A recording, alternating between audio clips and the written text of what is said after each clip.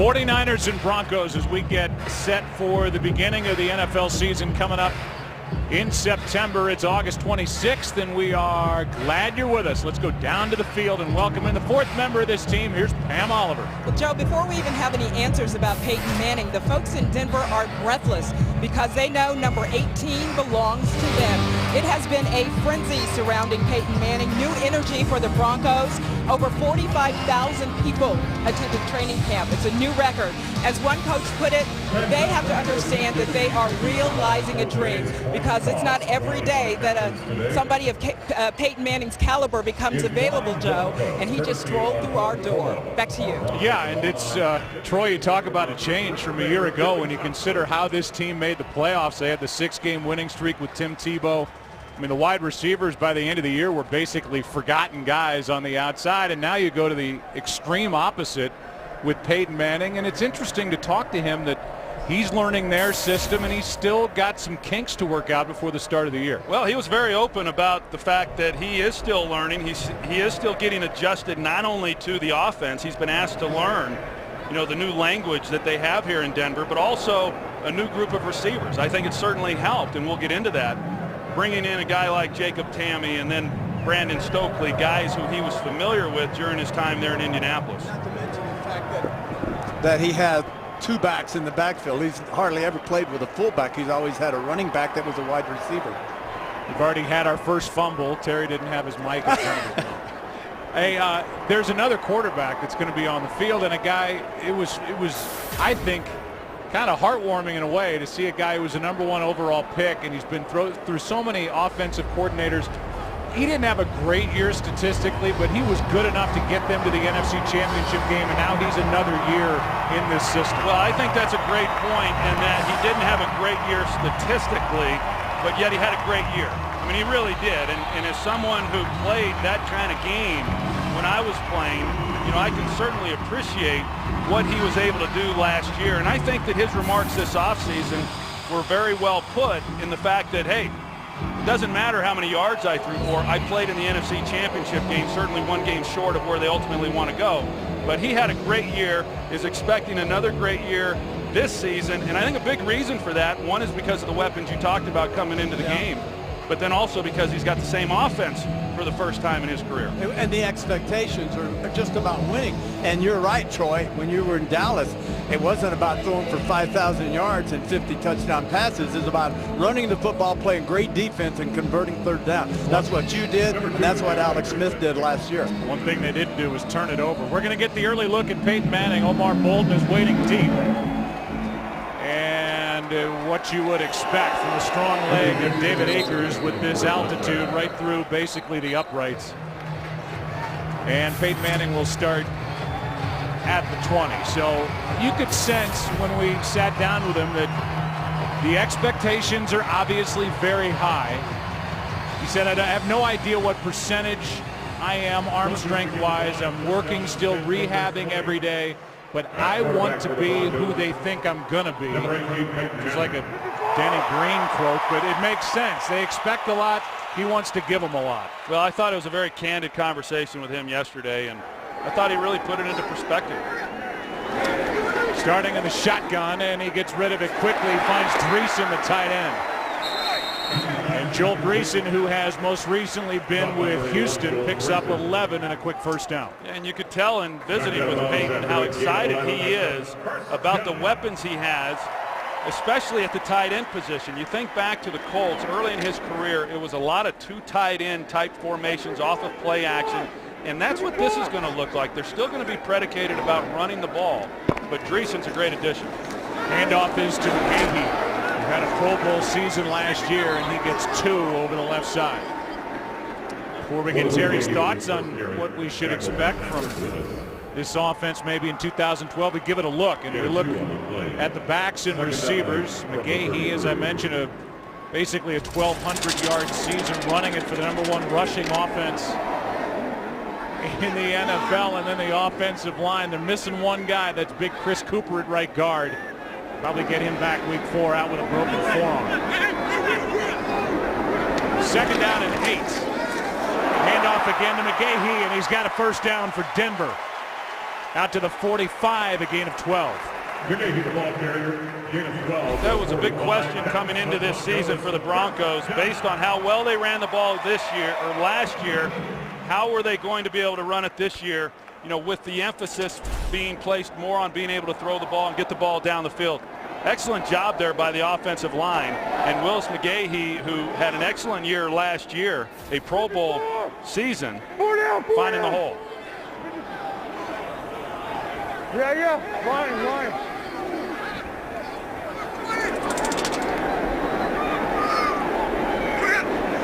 49ers come with a blitz. Broncos pick it up, and this one is caught by Demaryius Thomas, good for 16 and a Denver first down. Joe, Demaryius Thomas is 6'3" and 230 pounds. And, of course, Peyton Manning has to have good protection. He gets that. But that ball was challenged here, and you see Thomas as he comes out of that route. And rather than Manning lead him to the sideline, he really kind of puts it on him and allows Thomas then to use that big frame and shield off the corner and make the play.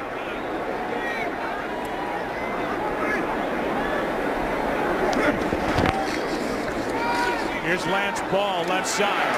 Cuts upfield and is knocked down near the 35. A gain of 3. We'll take a look at this defense. And a year ago, this was a 49er team that was plus 28 in the turnover differential, number 1 in the NFL, 38 takeaways. They're tough to run against. Number 1 rush defense. And they are very good at the linebacker spot, highlighted by Willis and Navarro Bowman in the middle. How about the fact that all 11 starters returned from that defense that finished 4th in the league last year? 2nd and 7. Over the middle drop. That's Dreesen. He's 1 for 2 on the day, and it's 3rd down coming up. Yeah, I would want all the young quarterbacks out there to watch Peyton and watch how his feet are close together. He's a 6'5" quarterback, and a lot of quarterbacks, when they stride to throw it, Troy, they overstride, which makes them 6'5" down to 6'2". He stays tall in the pocket, delivers with his feet relatively close together. Therefore, very few balls will be knocked down at the line of scrimmage. Great technique by Manning.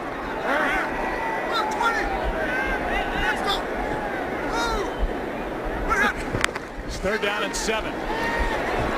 Manning with all day throws in the direction of Stokely, no flag.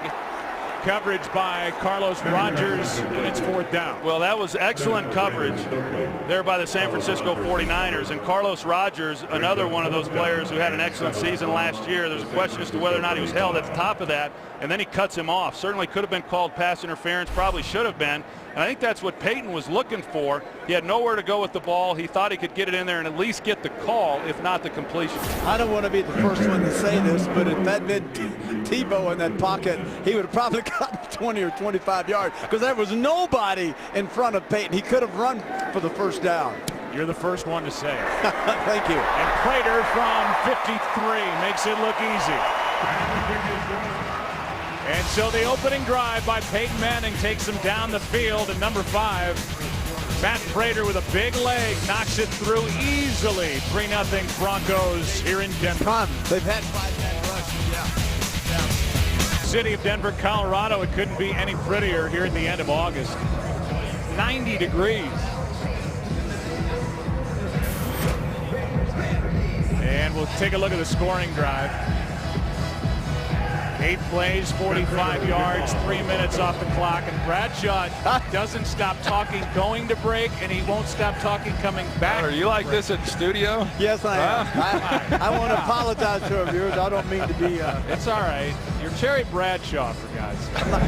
I'm not up on this technically yet. yet. You can do what you want. Hey, and by the way, you're my favorite country singer. Oh, thank you, buddy. I know you say Alan Jackson, but he's got my albums. Here's Alex Smith. Really blossomed last year, and while we talked about already, the numbers aren't stunning. The one thing is that he hasn't thrown an interception since Thanksgiving. He didn't turn it over during the postseason, and you want to have a good defense and a ball control offense. See Randy Moss in the starting lineup for the 49ers, and they're the guys that are in charge of protecting number 11. Starting at the 20.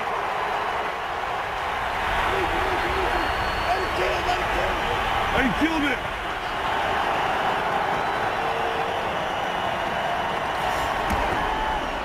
Handoff is to Gore, and he's got nowhere to go.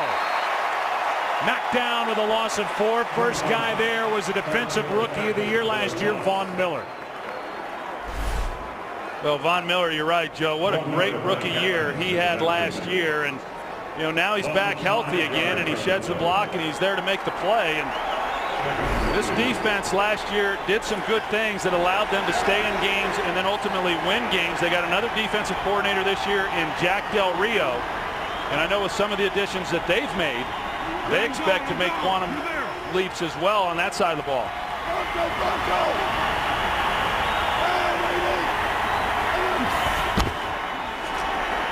On second down over the middle, it's dropped off for Crabtree. He's out to the 24, a gain of 8. A little trouble with a footing for Crabtree on his way off the line. Yeah, but it's interesting with Michael Crabtree, the fact that he's getting some work now in the preseason. Interestingly enough, 49er fans certainly know this, but the fact that Crabtree had never played in a preseason game until this year because of various injuries that he had. In fact, he missed some practice time this year again with an injury. I believe it was a calf injury, but he's gotten back and he's gotten more work than he's had at any other time going into a season. That was Kyle Williams in motion, and that's Alex Smith going down. Elvis Dumerville, who had a rebound season last year, is there to bring down Smith at the line of scrimmage. It's 4th down. Well, we showed Von Miller and now Elvis Dumerville, and those guys combined for 21 sacks last season. And Dumerville was injured for a good part in the early part of the season last year, and then Von Miller was injured at the second half of the year. And if those two guys can stay healthy this season, they're going to wreak havoc on opposing quarterbacks. Goes down as a sack. As Andy Lee, one of the best, drives Willis back near the 15. And he's covered well downfield by Tremaine Brock. Alex Smith ends up laying down on the grass here in Mile High. 3-0 Denver. NFL and celebrating USA Football Month throughout August. USA Football, the sport's national governing body and the official youth football development partner of the NFL, is introducing Heads Up Football, a new approach to a better, safer game. If you're a youth football parent or coach, before your season starts, go to usafootball.com and learn how you can make the game better for your players. Heads Up Football, usafootball.com. Longtime NFL GM Carl Peterson, saw him before the game. He's one of the gentlemen involved with that. Definitely worth a visit. As the handoff is to McGahee, and he is wrapped up immediately. Brought down by Ahmad Brooks, a loss of 5. Handoff to McGahee, tackle for a loss by Ahmad Brooks. Well, Ahmad Brooks, you see him 55. He just is able to get under the block. Jacob Tammey had tied in. He had split out wide, hoping that he could then draw Ahmad Brooks out to line up over the top of him. He didn't, and because of him being able to cut that split, he got a clean shot then on Willis McGahee.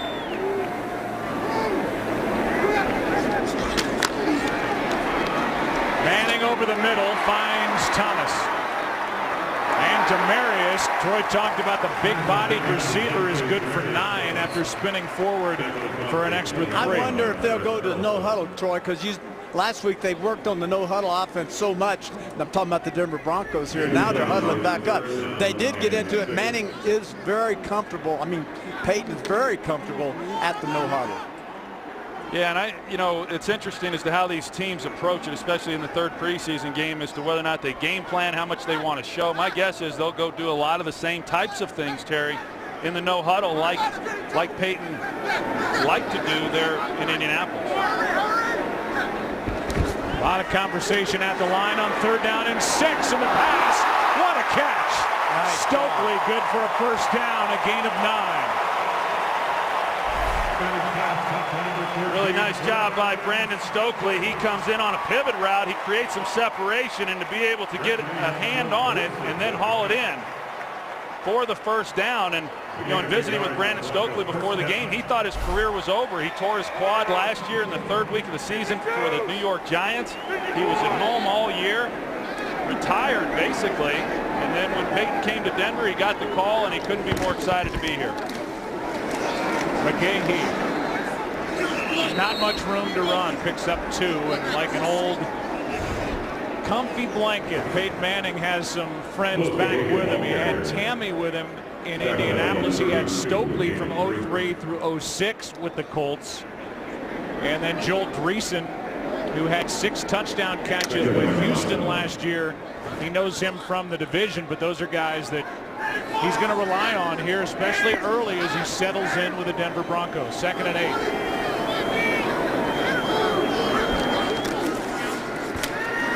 Play action pass, Ball makes the catch, and then he is hit by Larry Grant and Carlos Rogers, a gain of 5. 3rd down coming up. Joe, you talk about those 3 players in particular, and there's usually a lot more focus than on the outside wide receivers, that being Demaryius Thomas, and then of course Eric Decker, last year's leading receiver. But speaking from a quarterback's perspective, Terry, those guys inside, the Jacob Tammys, the Joel Dreesens, those are the guys who really give a quarterback comfort to work the middle of the field, and they get the quarterback off the hook, and those guys on the outside aren't able to win on routes. Yeah, I wonder if they have the speed of a Dallas Clark, though, to really get down. Dallas Clark was a 1,000-yard receiver every year in Indy. And a timeout taken by San Francisco prior to the snap. So we'll take a timeout as well. Step aside when we come back. 3rd down for Peyton Manning and the Broncos, who lead by 3. Telecast here in Denver. Broncos up 3-0. They have the ball again, and inside our broadcast booth, I'm Joe. That's Terry Bradshaw. That's Troy Aikman. We talk about the Denver Broncos 8-8 a year ago, and those receivers. I thought, Troy, was interesting to hear John Fox say they're living a dream because they're now working with a future Hall of Famer. Well, they were draft picks. They were drafted high. They had high expectations when they came here to Denver in catching passes, and that really didn't materialize for them because they had to change the style when Tim Tebow became the quarterback. And I think the respect that they gained from their peers within the locker room as well as that staff was really important because they didn't complain. They just went about it and did what they had to do to win games. But to now be paired with Peyton Manning, are you kidding me? I agree with John Fox. They are living a dream. 3rd down and 2. Got what he wants here. Man up top. And he fires to the near sideline for Ball, and Lance Ball with a catch down inside the 30, 38 yards on 3rd and 2. Well, you called it, Terry. They had man-to-man coverage, but protection overall this preseason has been pretty good. But you're going to see Harris Harrelson coming inside on the stunt, and he gets right into the face then of Peyton Manning, but not before he's able to lay a ball beautifully on the outside the ball. Manning's 4 for 4 on this drive. That one good for 38, and coming underneath again, he finds McGahee. And Willis McGahee takes it down inside the 15. Let's go back to that hit on Manning. Yeah, the question I think everyone is worried about is how will Peyton respond once he takes a direct blow. There it is. You will not get hit any harder and buried into the ground any better than that. Not to mention the fact his arm, the follow-through is hit right on the helmet. Troy, he gets right up, completes his pass. I want to quickly add, though, that these receivers, I think, have been set back a year because they have not been in a passing offense. This year, you'll see them grow. Here's McGahee. He runs into the big body of Ray McDonald, a gain of 2. I think it's a great point, Terry. And to take it a step further, last year, talking about Decker being the team's leading receiver and being Tim Tebow's go-to guy. I mean, that's a nice deal. But when Peyton Manning starts talking about the chemistry he has with you and what a good receiver you are, I mean, that just elevates Eric Decker in the eyes of everyone around this league. So really a great opportunity for him. Plus, all the receivers down become a part of the package, and not just Decker, because Peyton will go through the coverage and he'll go to the guy that should be open. 2nd down and 8, play action from Manning. End zone, there he is. Touchdown, Decker. Nice job. Wow, that was a nice job. And that's the first touchdown throw from Peyton Manning in a Broncos uniform. That was a good route by Eric Decker. He's going to go in motion and then come back out on the corner route, and it's off of play action at first. So once he sees the matchup on the outside, because of the motion of Decker going down, it gives him more space then to the outside. Carlos Rogers was initially in a good location on the outside of Decker, but Decker sold it as though he was going up the field and potentially to the middle, and he was then able to get to the outside. Excellent route.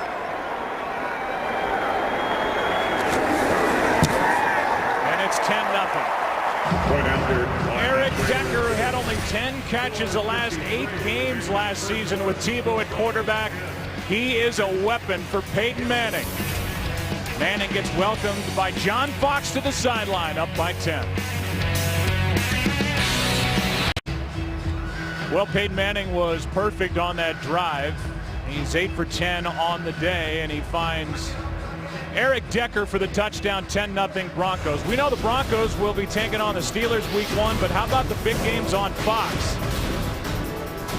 on September 9th? You look at the individuals, the big names, and then the matchups.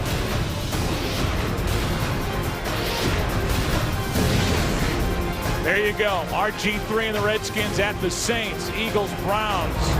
Our big game late. The 49ers and the Green Bay Packers. What a great way for the 3 of us. Pam Oliver, Troy Aikman, and me to get our season started at Lambeau Field on the night. Well, Peyton Manning said he suffered his biggest hit last week. He got up A-OK. He suffered that hit. Got up and threw a touchdown. Broncos up 10.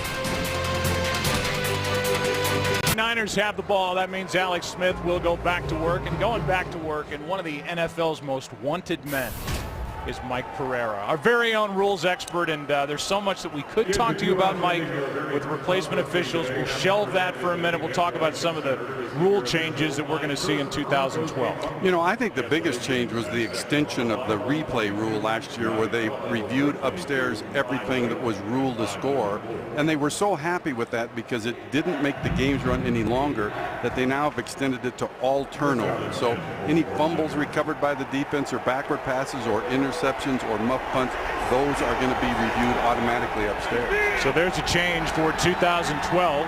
Mike will stay with us as the handoff is to Gore, and Gore gets 1. Yeah, and I think the other thing too, Joe, and I see it here, is Peyton Manning in shotgun is not using all the gyrations that he did in the past. The big steps and the thrusting of the hands forward, they cleaned that up too and made it a point of emphasis. And if you watch Peyton, he's really pretty still now in shotgun and will not be drawing what was going to be called false start. Yeah, almost like just trying to draw the defense offside. That's exactly what it was. Old Mike Pereira is going to be watching monitors on the 9th of September as the pass is caught by Crabtree, and he almost broke a tackle. Instead, the All-Pro champ Bailey brought him down. A gain of 8, so 3rd down coming up. How many times you've seen that, Troy, where you throw a little 4-yard hitch? That corner doesn't lock him up, man. It's touchdown. Yeah, but I was going to say, I don't see Champ Bailey missing many of those. No, he doesn't. You know, it's amazing how well he's continued to play for all these years. And the guy who was traded for, Clint Portis, just retired. And he's still doing it on the outside. A Pro Bowler last year, his 11th. As Alex Smith slides out to his left to the sideline, and there's Crabtree with a 1st down. And Alex Smith suffered a hit, a gain of 4 for a fresh set of downs. Well, and this is what Alex Smith can do, because it was a 3-step drop, nothing there, ball expected to come out early, the line's expecting it to come out quickly. He has to then sprint out to his left, takes a hit there at the end of that play. But they're able to convert then the 3rd down and make it a 1st down. Good job on the outside by the wide receivers keeping that play alive. And then, of course, Alex Smith finding him. He's found him 3 times. Ball comes out. It's loose. Still out. And the Denver Broncos will recover. That's Wesley Woodyard. who comes out of the pile near the 25 with a football, and it's a turnover on a quarterback-center exchange. Sometimes when you got a center, in this case Jonathan Goodwin, who has to reach to make the block, the ball can at times come up short. It's important then for the quarterback to stay with him. It looked like it never even came up. I don't think Alex Smith had any chance. It's hard, even between those two guys many times, to try to determine, who was at fault. But I don't think Alex Smith ever even had an opportunity to take possession of that ball. So Woodyard comes away with a takeaway, and the Broncos already up 10-0, take over inside the 25.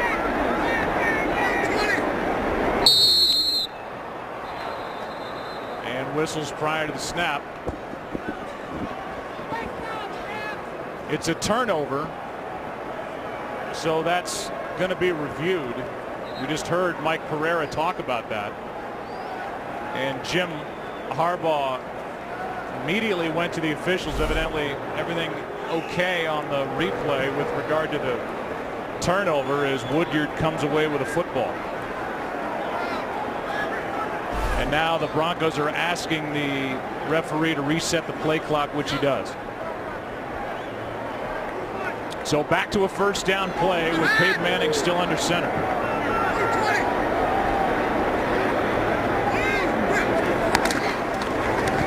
Handoff McGahee. And the 30-year-old running back picks up 4. Justin Smith on the tackle for the 49ers. But Joe, you can see the vision and the quickness of Willis McGahee. You're right. I mean, at his age, he'll be 31 in October. To be able to still do the things that he's been able to do is pretty remarkable. In fact, in talking with the offensive coaches, they said that for a guy like Noshawn Marino, who's coming off a significant knee injury, to be able to see what Willis McGahee has been able to do with the injuries he had, pretty significant. Boy, McGahee hit the hole hard and picks up a first down inside the 15, got 8. Deshaun Goldson, the safety on the stop, and he's ready to run today. That's probably an audible by Manning. He saw that they had a wide open gap in front, just made a simple little audible right up the middle before anybody could react to it. Excellent job. And hasn't that been what Peyton Manning's always been about? A guy like Larry Bird or Wayne Gretzky in other sports that could see everything, and he's so deadly at the line of scrimmage, taking what a defense will give him.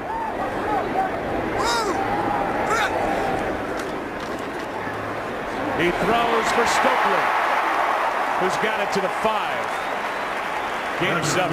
Well, this is going to be a dangerous offense this year when you combine their ability to run the ball with McGahee and then still be able to throw the ball as effectively as they should be able to with Peyton Manning. And even Peyton acknowledged yesterday that look, I'm going to be very dependent on this running game and being able to help him. I think he's got a good understanding of where he's at right now in his career, and I don't think he wants to have to carry the load the way he has when he was over in Indianapolis. He's got Demaryius Thomas up top, wide open, and now he's got Decker, his second. Outside guy comes in, pulls the corner in, Troy, and then Decker goes in over the top, wide open. Excellent read, great haul, and then an excellent route. Just a well-designed play. You got man-to-man coverage, and so then you got Decker here, who's got all this field to work. The receivers are going there, and you can see exactly what Peyton Manning then sees. And because of the inside technique there by the defender, I mean, you're able to get to the outside, and then Peyton Manning, all he has to then do is lay it out to the pylon, and Eric Decker with another touchdown reception. Looked like he secured the catch before going out of bounds with this last toe tap.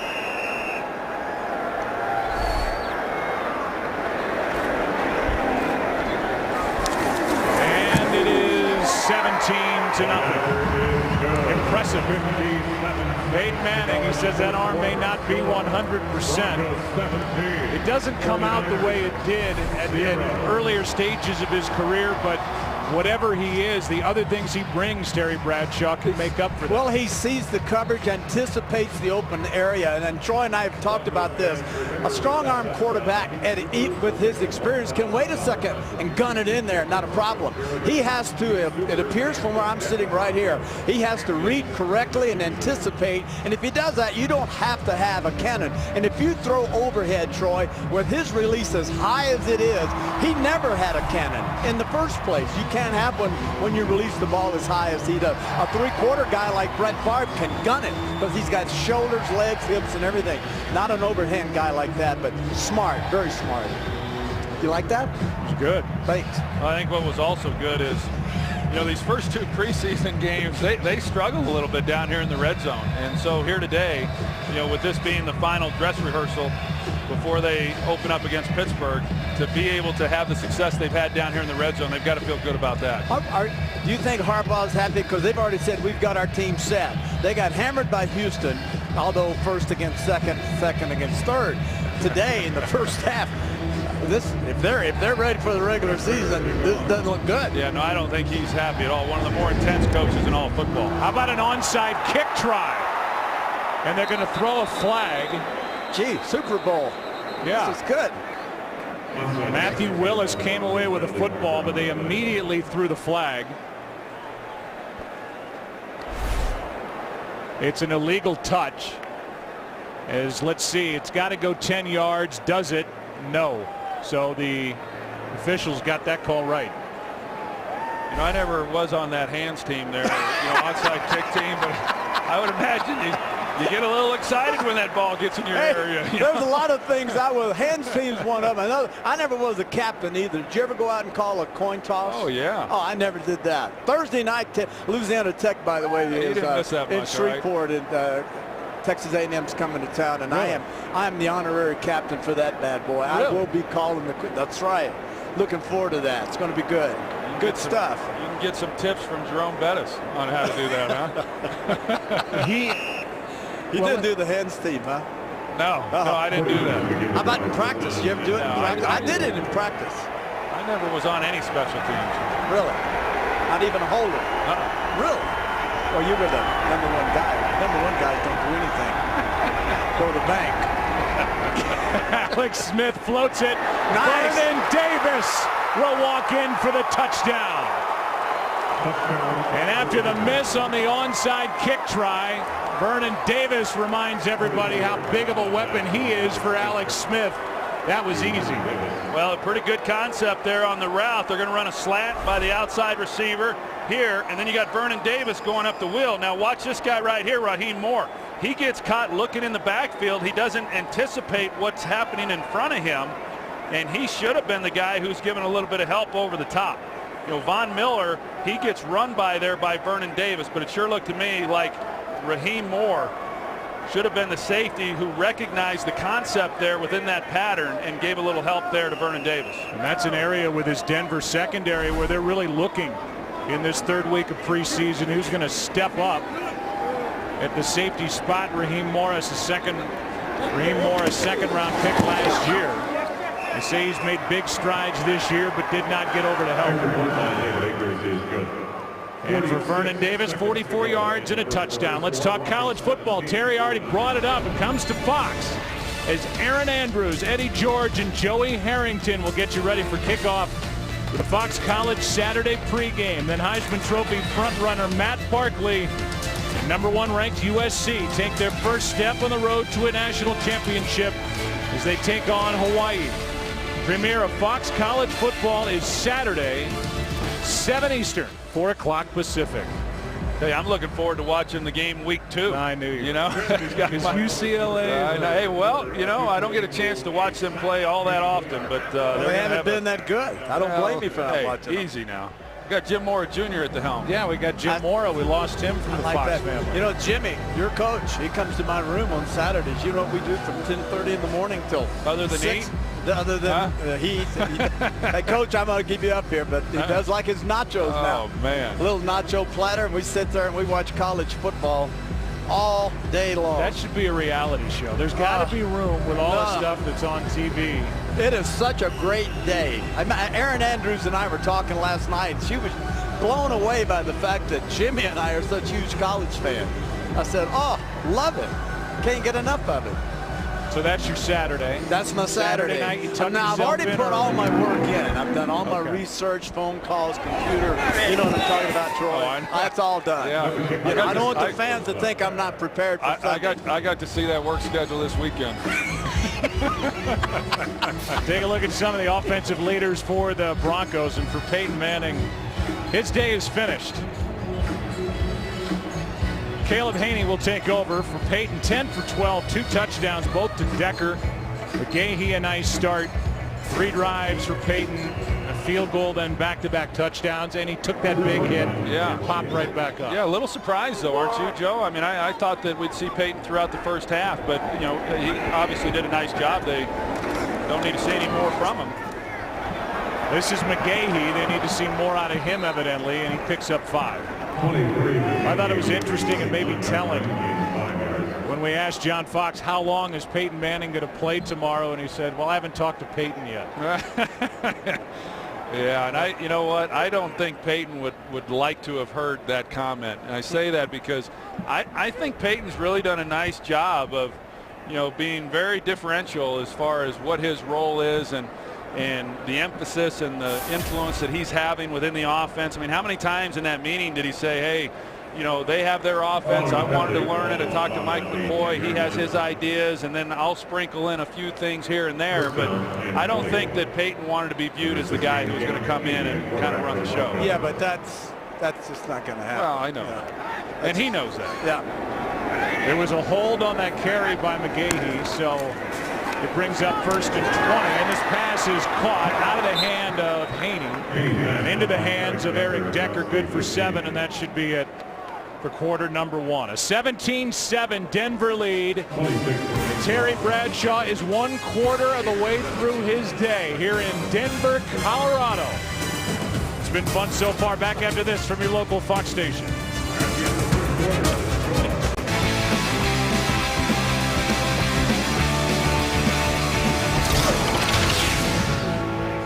There you go. If you can have a showdown in the preseason, we're watching it. 17-7, Denver on top, and the Broncos with the ball. Caleb Haney, who had a rough go last year with Chicago. When he took over for Jay Cutler, who left with a broken thumb, they were playing well at that time. But Haney got knocked around, got sacked 19 times, and he throws a pick. So back the other way on the interception is Parrish Cox, and the former Denver Bronco returns it for 22 yards. And just about right out of the gate, Caleb Haney, trying to be the backup here, throws a pick. Looking for Eric Decker, and Cox was there waiting for it. Yeah, I'm not sure if Decker was thinking that he may get the ball thrown to him. He put his hand up, but it looked like he was trying to change the route as he was going down the field. Just not very good communication there between Caleb Haney and then Eric Decker, and of course Parrish Cox right there to make a play. He's had a really good camp too, this Parrish Cox, and you know, with the secondary already pretty established, you know, on that back end, he's got a chance to do some good things for this squad. They like what he's done so far. Former 5th-round pick of the Broncos in 2010. He was released last year.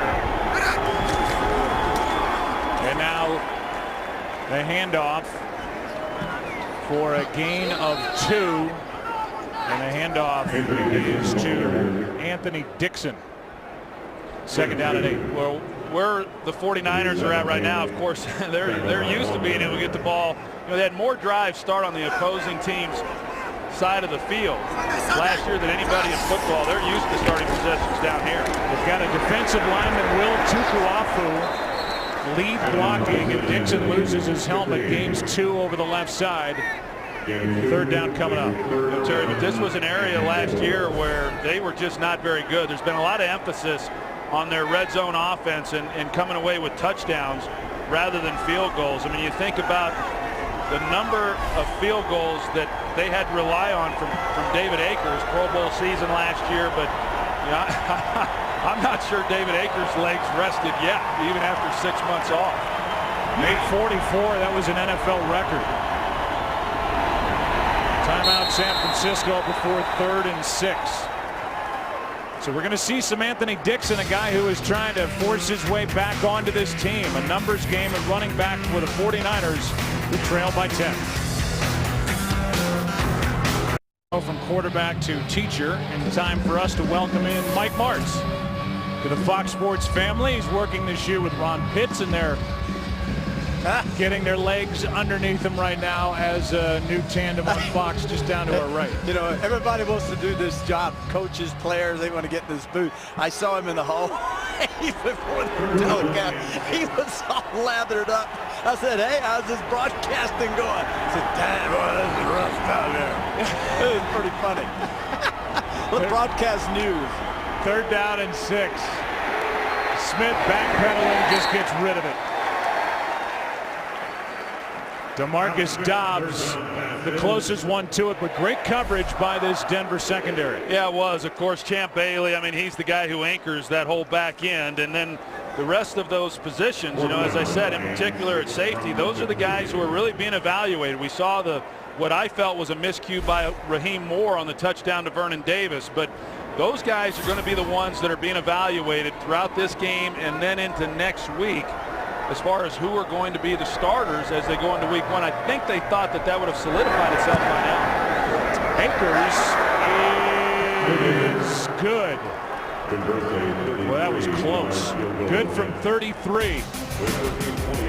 And he gets a little hug from Joe Mays at the back end of it. 3 more points for San Francisco, down to 7. Bolden will wait for the kick as Alex Smith put together a drive that netted 3 points. So a 7-point game here in Denver.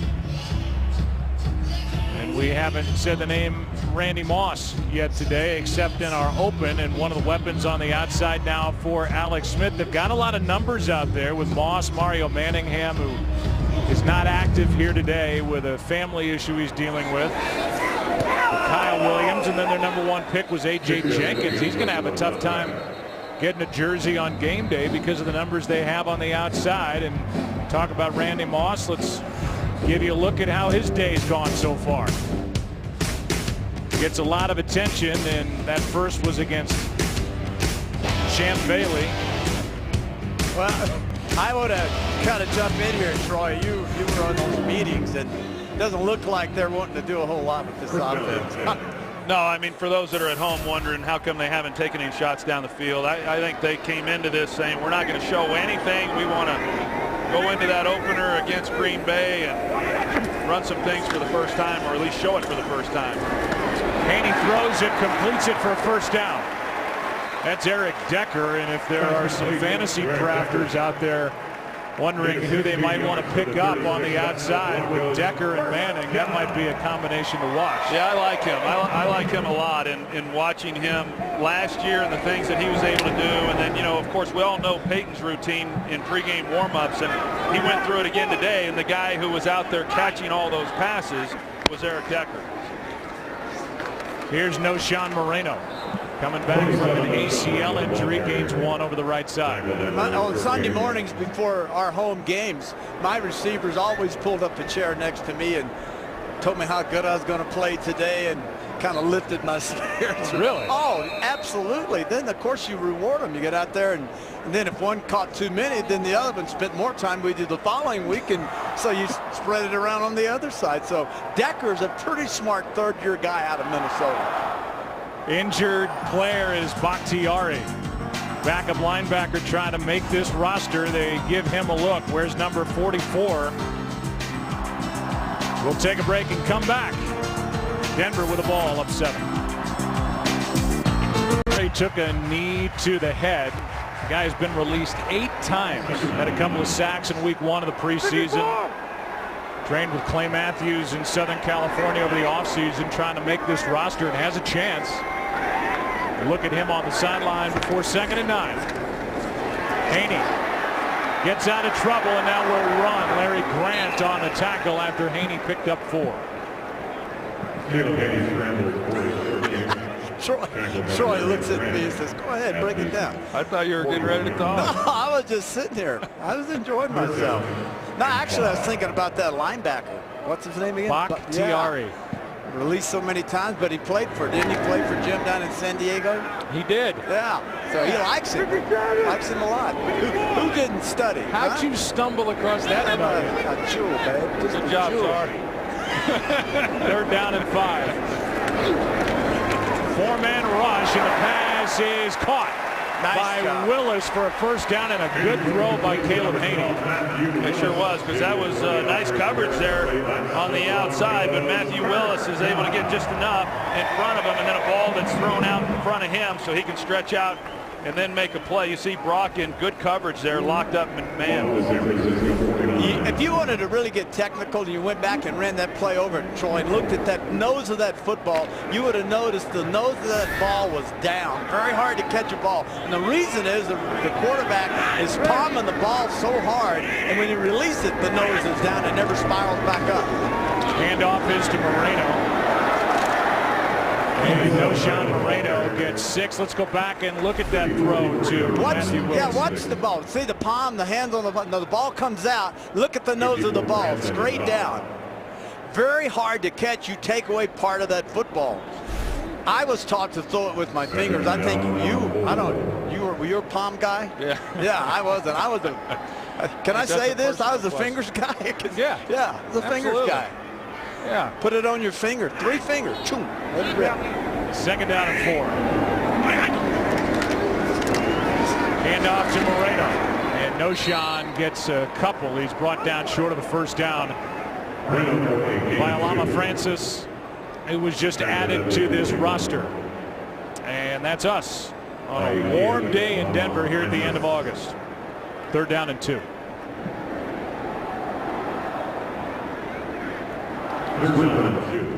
It's called letting it breathe right here. Yeah, that's what you do. Dead air. Less is more. Let the viewer relax a little. Yeah. Let's do it again. You want to? Yeah. Okay.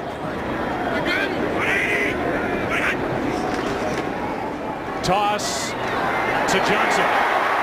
And Jeremiah breaks a couple of tackles. A flag comes in late. And Johnson gained 19 yards on 3rd and 2, but a flag is down. We've only had a couple. A referee is Bruce Hermanson. See what Bruce has for us. Offense number 74, 10-yard penalty. Repeat, 3rd down. That's Orlando Franklin, the right tackle for the Broncos.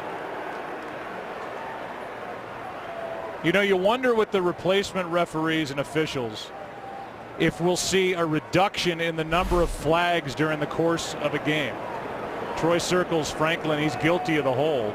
And I say that because with all that goes into making calls, Troy, on the field and the spot of football, will they just let more things go because they don't want to throw the flag and have to figure all that stuff out as replacement officials? One thing that I have seen let go in the preseason games that I've watched, haven't noticed it here today, is some hits on quarterbacks that should have drawn penalties.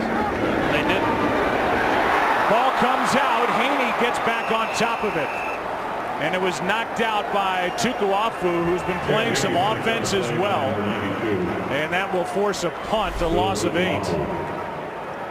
He was able to beat his man, and when he comes in, as he goes to make the sack, he gets his left hand right on the ball there. And, you know, it's important for a quarterback in the pocket. That thing attracts a lot of attention, and you've got to be able to secure it and not be careless with the ball when you have it as the quarterback.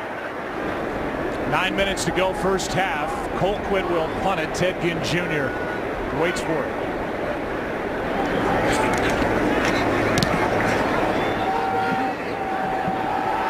Ginn with a fair catch near the 13. Take a break, come back. See if Alex Smith is still at the helm for the 49ers. He's going back to work, down 7. For this game, but you don't want to come out of here the 3rd week of the preseason playing like they have offensively, do you? One good throw to Vernon Davis, and that's it. One good throw to anybody's. They've had it one. How about getting these other guys involved? This offense, they worked on 2-minute and no huddle this offseason and early in training camp a lot. That's what Alex Smith said they've gotten better at. So let's see. Here's one down the field for Randy Moss, and he's overthrown. And Moss drew plenty of attention.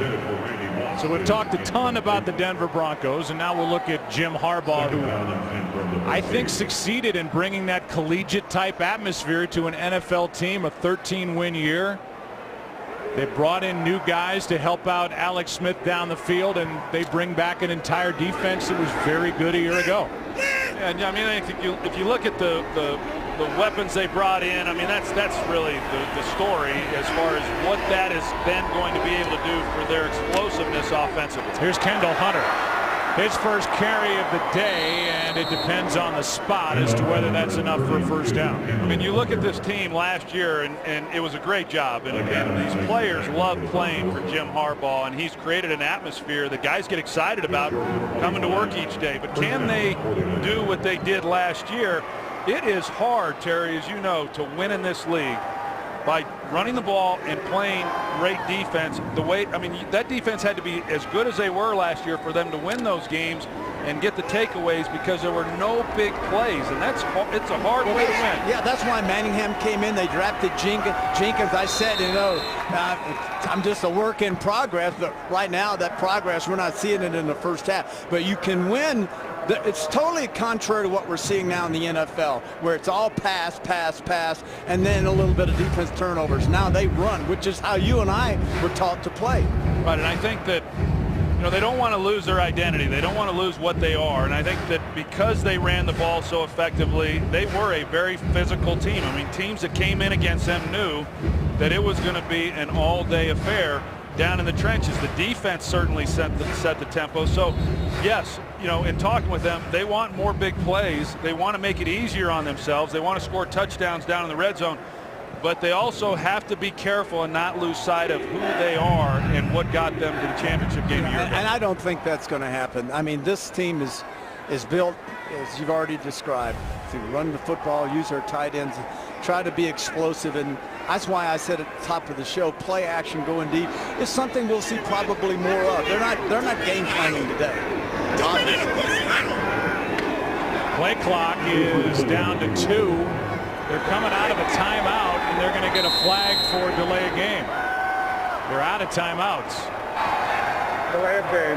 San Francisco, number 11. 5-yard penalty. Still first down. We saw this, Troy, a little bit last year with the regular officials, that they were starting the play clock and not really warning the quarterback that was about to happen. And we saw it called in a game, Troy, at Philadelphia, where the team coming out of a timeout, by the time they break the huddle, there's 8 seconds on the play clock. Yeah, we've seen that from time to time, and that's, I don't understand that one, because having played, I don't ever remember having called a timeout and been at risk at any time of not getting the next play off. And this is turning ugly. That was a false start. 49ers are lobbying that it was on the defense, but it was not. Offense, number 77. 5-yard penalty. Still first down. That was Upati firing out too quick. So much for all that 2-minute work that they've done this offseason, because that certainly doesn't represent that. It's pretty sloppy right now. I know Coach Harbaugh can't be happy with what he's seeing. You don't have a timeout and then come out and get a delay of game. You just don't do it. So 2 penalties back to back makes it first down at 20.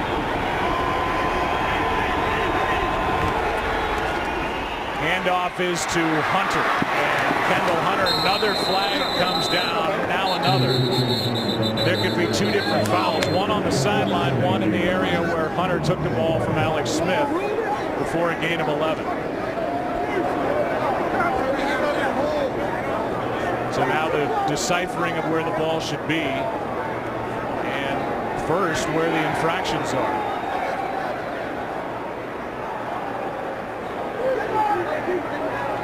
I think what we've seen when there are infractions and then where does the ball go, that's when things have really got interesting with these replacement officials. Well, that's what you and I talked about it. 2 penalties on play.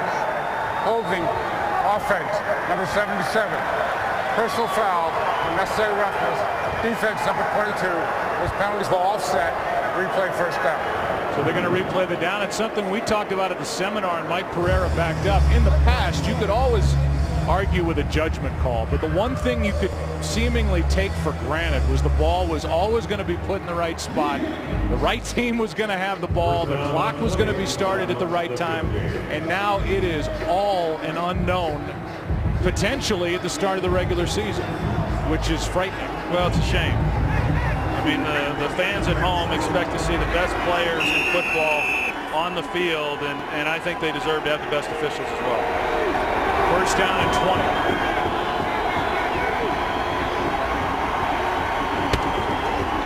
Here's Hunter again. Nowhere to go this time, and Kendall Hunter lost a yard. Yeah, and I wouldn't want our viewers to sit here and think that we're labeling these guys bad refs.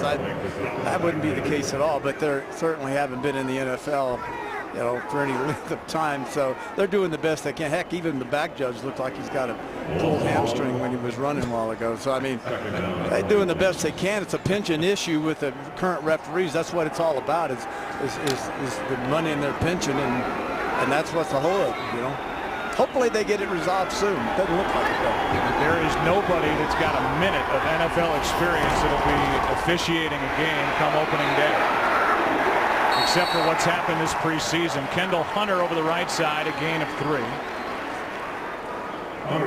We'll take a look at the NFC West and where they all finished last year. The 49ers were by far the best team in that division. Arizona ended up 8-8, which might surprise people. Seattle at 7-9, the Rams at 2-14. But going into the season, I don't see in any other division where there's a team that's clear-cut the favorite more than the 49ers in the West. It's been an interesting division over the years because it's not been very good football, quite honestly, until last year when the 49ers jumped up there and took a hold of it. Smith hits Dixon. And Dixon out to the 20-yard line, a gain of just 3. It's 4th down. Tackled by number 25, Chris Harris of the Broncos. So coming up on the 5-minute mark left in the first half, and Matthew Willis will wait for the punt from Andy Lee. It was a 3-time Pro Bowler, the All-Pro punter from the 49ers. Their special teams very good, their defense very good. We mentioned they were plus 28. And the turnover differential, I don't know that the 49ers can count on being that again. That all went into a 13-3 record and a trip to the champ game last year. Willis lets it bounce over his head and go out of bounds outside the 25. Let's go down to the field and Pam Oliver. Joe, Broncos center J.D. Walton has really got a huge task in all of this. He's got to learn Peyton Manning's idiosyncrasies. He's got to figure out what he likes at the line of scrimmage. He also has got to figure out Peyton's body language. He told me, though, they are slowly working things out, that it is a work in progress, but they are building that kind of relationships. How? They are building it by spending time on the field, of course, but also off the field. I asked him about the Broncos flirting with Jeff Saturday, the former center that Peyton's used to in Indianapolis. He said, crickets. I got crickets, Joe. He said that is a sore subject, and I'm going to leave that alone. Yeah, well, thank you, Pam. And guys, that was always such a great relationship between a quarterback and center with all the changes that happened at the line of scrimmage. Jeff Saturday was invaluable to Peyton Manning in Indy. On first down, here's Willis. Trying to run before he made the catch. There's nothing more important, I don't know how you feel, than your center. I mean, Mike Webster, Hall of Famer. Yeah, I heard your Hall of Fame speech. Man, did you ever get that hand under there one more time, man. God rest his soul. He's passed on, but I mean, I counted on him for so much. And I only had one crossword with him, and that was the 30-second clock. He didn't think I could see it, and I couldn't. He called timeout thinking it was going to expire, and that's the only time I ever got into my center space. And I apologize to him. What a great guy. Here's Moreno over the right side. He's out across the 30, 3rd down coming up. Well, I had a guy by the name of Mark Stepnoski for most of the years that I was playing. He was an undersized guy, but he was a great player. And, the common thing that I found amongst all great centers is they're all really smart guys. And, they're the ones who direct everybody. And so much was made of the relationship with Peyton Manning and then, of course, Jeff Saturday that, it has been a little bit of a transition. Peyton Manning told us yesterday that the first guy he went to when he got here to Denver was J.D. Walton to start watching film and kind of just letting him know how he expects things to be called. It's important. Caleb Haney completes. That's Moreno who fought for a first down. Noshan trying to prove he's healthy. Went around Spillman and picked up 8. Yeah, well, he's 14 right now. Of course, he tore that knee up last year. But, even before that, Troy, Noshan out of the University of Georgia and a high #1 pick. It really has not, he really hasn't panned out for these guys. And it's because he just hasn't been able to stay healthy. And I still think he's a tremendously talented guy. And if he can stay on the field, I believe he's got the ability to do some special things. Here's a high pick, Ronnie Hillman, who's been battling a bad hamstring. He's a 3rd-round pick out of San Diego State, a ton of speed. And while some wanted to compare him to the great game changers around the NFL, like a Sproles, Peyton Manning said that's a bit of a reach at this point, but that's the type player that they hope he'll be here in Denver. Well, hey, I mean, anytime you mention anybody in the same breath as Darren Sproles, it's exciting. Clearly, he's not there yet. He's young. He's not even 21 years old. Just a couple of years he played there at San Diego State. But he's got a lot of upside. Haney throws and finds Willis. And Matthew has a first down inside the 45 as we're under 3 to play in the half. Well, you've got to show that you're willing to hang in there and take a hit and do what you've got to do. And that's what Haney does. I mean, he stays in the pocket and he delivers a good ball. There to Matthew Willis, who's made a few catches now in this game. Yeah, and Willis did a nice job coming out of his break. He didn't sprint out of it. He just floated out of it. Nice separation between he and the cornerback. From the 44 on first down, that's Hillman. Picks his way to the 39. Now, this is the kind of offense I envision Denver running. Running the football. I know in the first quarter and a half we saw Peyton come out and throw a lot more, but I think this is the offense I think the Bronco fans will see. More featured running, and then Manning, of course, as accurate as he has been over his career. Excellent on play-action passing. 2 minutes left in the opening half. Week 3 of the preseason. Broncos on the move, up by 7. On a hot day here in Denver, some mystery thing. Big news from Fox NFL Sunday. Caleb Haney, who played at Colorado State and who is in front of the rookie Brock Osweiler, who they drafted in the 2nd round out of Arizona State, 6'8" quarterback. Put together a pretty good drive here, and now he hits Moreno out of the backfield, and Noshan throws a forearm into Thomas, a gain of 18. Well, they just flood that side of the field with receivers, and then they bring him underneath Moreno, and nobody went with him. And it was excellent work then by Caleb Haney, recognizing that they had turned him loose, and so he didn't really have to make much of a throw, but they pick up a nice gain. That was Michael Thomas, a rookie out of Stanford, who took the forearm from Noshan Moreno. They stick with him. Nothing. And he is dumped onto his back by Larry Grant, who's the top backup inside linebacker behind 2 great ones, Bowman and Patrick Willis. Well, I'll say, I mean, Larry Grant, who has a position on this team, but when you've got Patrick Willis and Navarro Bowman ahead of you, it's hard to get playing time. It's about as good a tandem on the inside as anybody's got in football.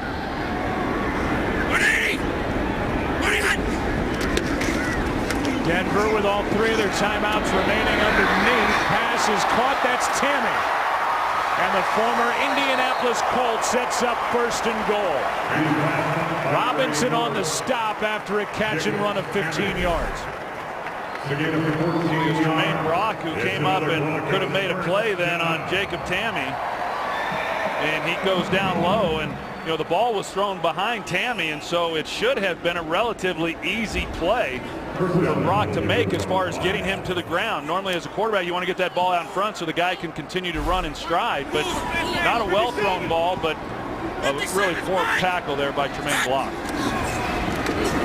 On first and goal, back in the end zone for Decker, and why not? He's already got 2. Second and goal coming up. So Haney trying to finish off this drive with a touchdown with his team up by 7, 36 seconds remaining in the half, and Denver with all 3 of their timeouts remaining. Yeah, you mentioned how it was a little bit of a struggle last year when Haney came in and played last year in Chicago, but you remember the championship game when he came in. I thought he did some really nice things, and he's had a nice outing other than the one throw on the miscommunication to Decker on the interception. He's had a nice outing here in this first half. Alert! Alert! 54 spike! 54 spike! Hurry, hurry, son! End zone, and off the hands of Decker. Third and goal. Even that throw right there, Terry, I thought was a good throw, because when you're throwing it down here in the red zone, you can't throw this ball behind. You see where the leverage is there. You've got to get the ball to the outside, and I think that's a ball that Decker would have said he should have caught. So now third down and goal. They've looked at Decker twice.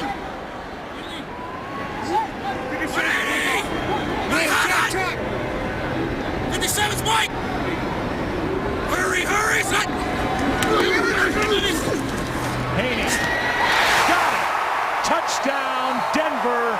It's the tight end, Preseason.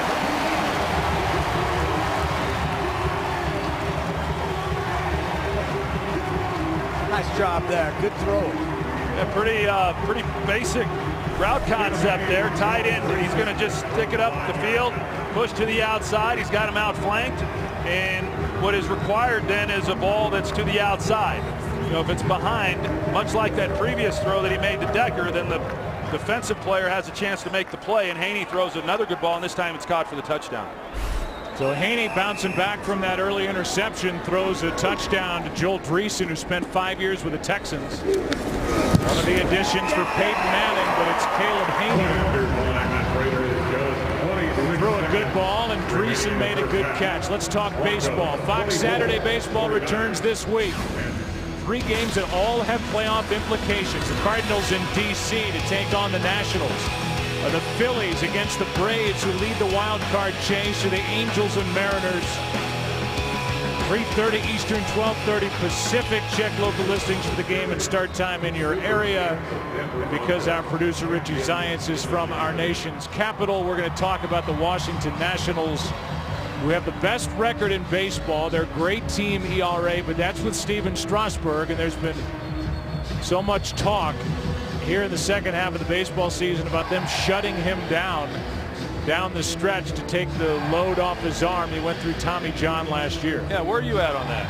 Well, I tend to side with the old school baseball guys, like my partner there, Tim McCarver. And yeah, what does Tim say? He thinks it's insane. Yeah, I get it. Now. I mean, I think that's what I was thinking. Yeah. You know, rest him now. And I kind of get it. A young guy, and he's got a bright future. You don't want to ruin him. But on the other hand, I mean, how many more opportunities are we going to get? And I don't know. I mean, I have a hard time hearing that they're going to just sit some guy down. Let me ask you this. He's played all year. He had Tommy John surgery. The ligament is healthy. He's fine. Who medically said not more than 180 innings? Wow. Who said that? Where's the precedent's been set that says that's as far as you can go? Well, they say there's data with how many innings you add to a young pitcher's work total from the year before. 30 more innings. You go more than that, then you're pushing it. But I'm with you, and it doesn't guarantee that he doesn't get hurt next year anyway. And if you're his teammates, as Colin Kaepernick takes over, some of the veterans on that team have rumbled a little bit, and it's gotten out that they want to see Strasburg on the mound and not sitting in the I'd rest him now. That's crazy. I think it's interesting, though, that as coaches and as an organization, they're usually the ones who get accused of not caring about the athlete. I find it pretty interesting. Scott Boras, his agent, has a lot to do with it as well. That's it for the first half. These sides will be content to walk away in a 14-point game. Denver on top, and whether it was Manning or Caleb Haney, they scored on 4 of their 6 first-half possessions, 3 touchdowns, and a field goal. 24-10 at the half. Halftime report coming up. After this, from your local Fox station, we'll hear from Kurt, Aaron Andrews, and Terry Bradshaw sits down with John Elway after this. Video montage of the first half. You can follow your favorite team all season long by going to itunes.com/NFL. Second half in a 24-10 game, and 49ers, who have already put Colin Kaepernick in the ballgame, their backup quarterback, but they've got two other guys they like in Josh Johnson and Scott Tolzien. We're going to see them before the end of the day, and there's opportunity out there for the young guys as well to back up Alex Smith. It's almost a waste of time to have kickoffs in Denver.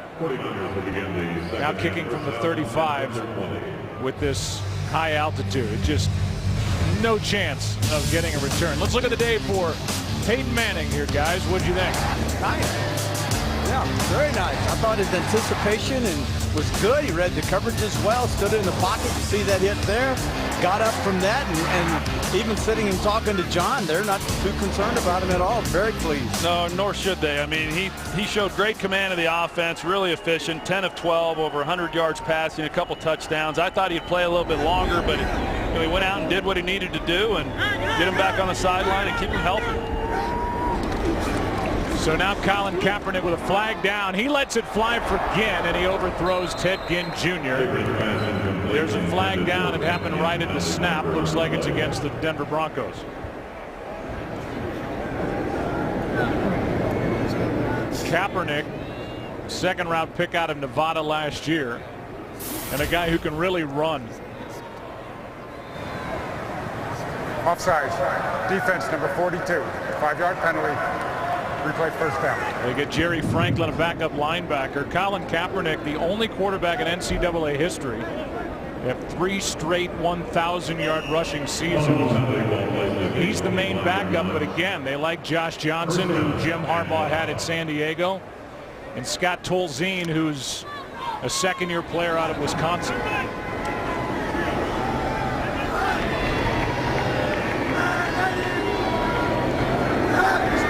First down at 5, and an option after a fake handoff. Ginn, nifty little play, and it garners a first down, a gain of 9. Steven Johnson on the tackle, and Ginn gets up limping. Yeah, the 49ers don't want to see that. I mean, as good as he is as the return guy and the speed guy for them. I think one of the things we see more now in the NFL, and it's primarily because these kids coming out of college, quarterbacks are so gifted, is that from the spread offense, Troy, is more options like you saw right there. You're going to see them RG3 in Washington, Cam Newton over in Carolina. Excellent at this. On first down, Kaepernick airing it out again. Brett Swain is overthrown, and there's a flag. A flag is thrown for the coverage by Omar Bolden downfield. Brett Swain was grabbed on his way down the field. And it's against Nice to Bolden. see the 49ers second half. Now we're seeing what we had hoped to see in the first half. A few more attempts going down the field. One of the things Denver doesn't really necessarily, I think, have to worry about in their division. Pass interference. Defense number 31. First down at the spot of the foul. San Diego is the primary. I'm kind of pushing Carson Palmer's side, but Phillip Rivers is the premier passer in this AFC West. I just don't see anybody challenging Denver from the quarterback position other than San Diego, North Turner's offense. It's a 31-yard penalty, first down at the 35. And they give an inside handoff to A.J. Jenkins, their first-round pick out of Illinois. He gets 8. And he shows some of his speed right there. Let's take a look at the AFC West. You had 3 teams at the top last year, all 8-8. Denver went to the playoffs. They beat Pittsburgh and then got taken apart by New England. Kansas City, I mean, they're all bunched up there. Kansas City's a lot better here in 2012, it would seem, as well. Well, this division right here, the AFC West, in a lot of ways looked like the NFC West did several years ago. I mean, a lot of mediocrity as far as the 8-8 7-9 record, but I think looking at it realistically, that it's a division you can make an argument literally for every team. I mean, I think you can make the argument for San Diego. You certainly can make the argument for Denver with Peyton coming in here, and then of course, winning the division a year ago. Carson Palmer now with another. He'll play better, certainly. Yeah, absolutely. Certainly he'll play better. And a lot of people like Kansas City, so it's going to be a great division. I like personally, I like San Diego and Denver as the two top teams coming out. Well, I love Phillip Rivers. I absolutely love that kid. Here's a first down carry and more. Anthony Dixon for the touchdown. On third down and inches, Dixon takes it in from 26 yards out.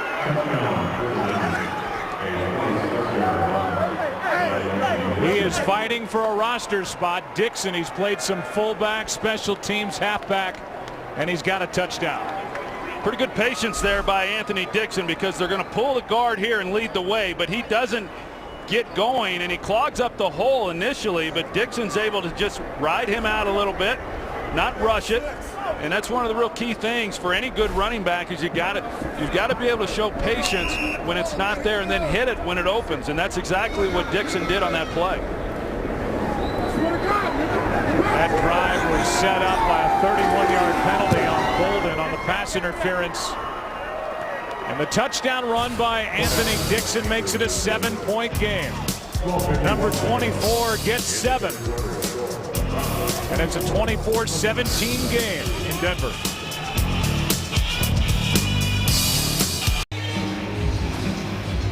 Well, the touchdown run by Anthony Dixon, it's a 7-point game. We're going to get into some of our surprise picks after the kickoff. We're going to start emptying the bucket. Is that the what bucket will be emptied? The quiver will be, yes. Bucket emptying? Quiver, empty, everything. Whatever we got. Kitchen sink. Throw it in. Oh, and that kickoff hit that security guy right in the head. He never saw it coming. How's he still up? Wow. He's the toughest man in America. My God. Gotta hit a hair like me. That hurt. Okay. Oh, got him in the shoulder. I thought I got him right in the head. So never mind the toughest thing. We'll go back to our surprise picks. You weren't involved in it, Terry, but Troy and I got an email from Richie Zients, our producer, and I spent 5 seconds and fired something back for a surprise team. And now I'm going to be bound to it for the rest of the year. Well, when you really think about it, what teams may surprise, that's a hard one to pick. Brock Osweiler is taking over at quarterback, and all three of us are going to step out on our surprise pick limb. Here was mine, Carolina, and your guy Cam Newton. Yeah, boy, there's a guy that just came on strong, man. Wow. There's Troy's pick, Tampa Bay, new head coach, new weapons. There's me. And that's you. You picked Seattle. I don't know if you're aware of that. Well, yeah, I am. Russell Wilson, 5 touchdown passes. You like Seattle? I do, man. Nick Thomas, that all-pro safety, got a great. Their corners are big, solid guys. I mean, yeah, absolutely. Why not? Pass was dropped as Osweiler had a wide open Cornelius Ingram, but Ingram couldn't make the catch. So we look at the quarterbacks. I mean, Newton was a scoring machine. The problem was the defense in Carolina. They get John Beeson back. They draft Luke Kuechly, 9th overall pick, and they like him a lot. Freeman just seems to get better and better, although he took a step back last year. And then it's Russell Wilson, it seems, and not Matt Flynn in Seattle, which is a surprise. You know what? You're saying no surprise. 3rd down and 9. Not really. Osweiler. Not really. I wanted to let that play happen, but if you watch Russell Wilson, he is one of those guys, Troy, that forget about 6'4", 6'5", which is what the prototypical NFL quarterback, that's what you would like. He won, and he won big, and he won big at the end of the games. He won big in big games. Everybody responded to him. He's a leader. He gets to Seattle, and he just continues on with that trend. He studies hard, and the players respond to him, and therefore I think he's going to start. Matt Flynn was a guy who was barely any good at LSU, had one great game against the Lions through 6 touchdown passes and got rich off of it.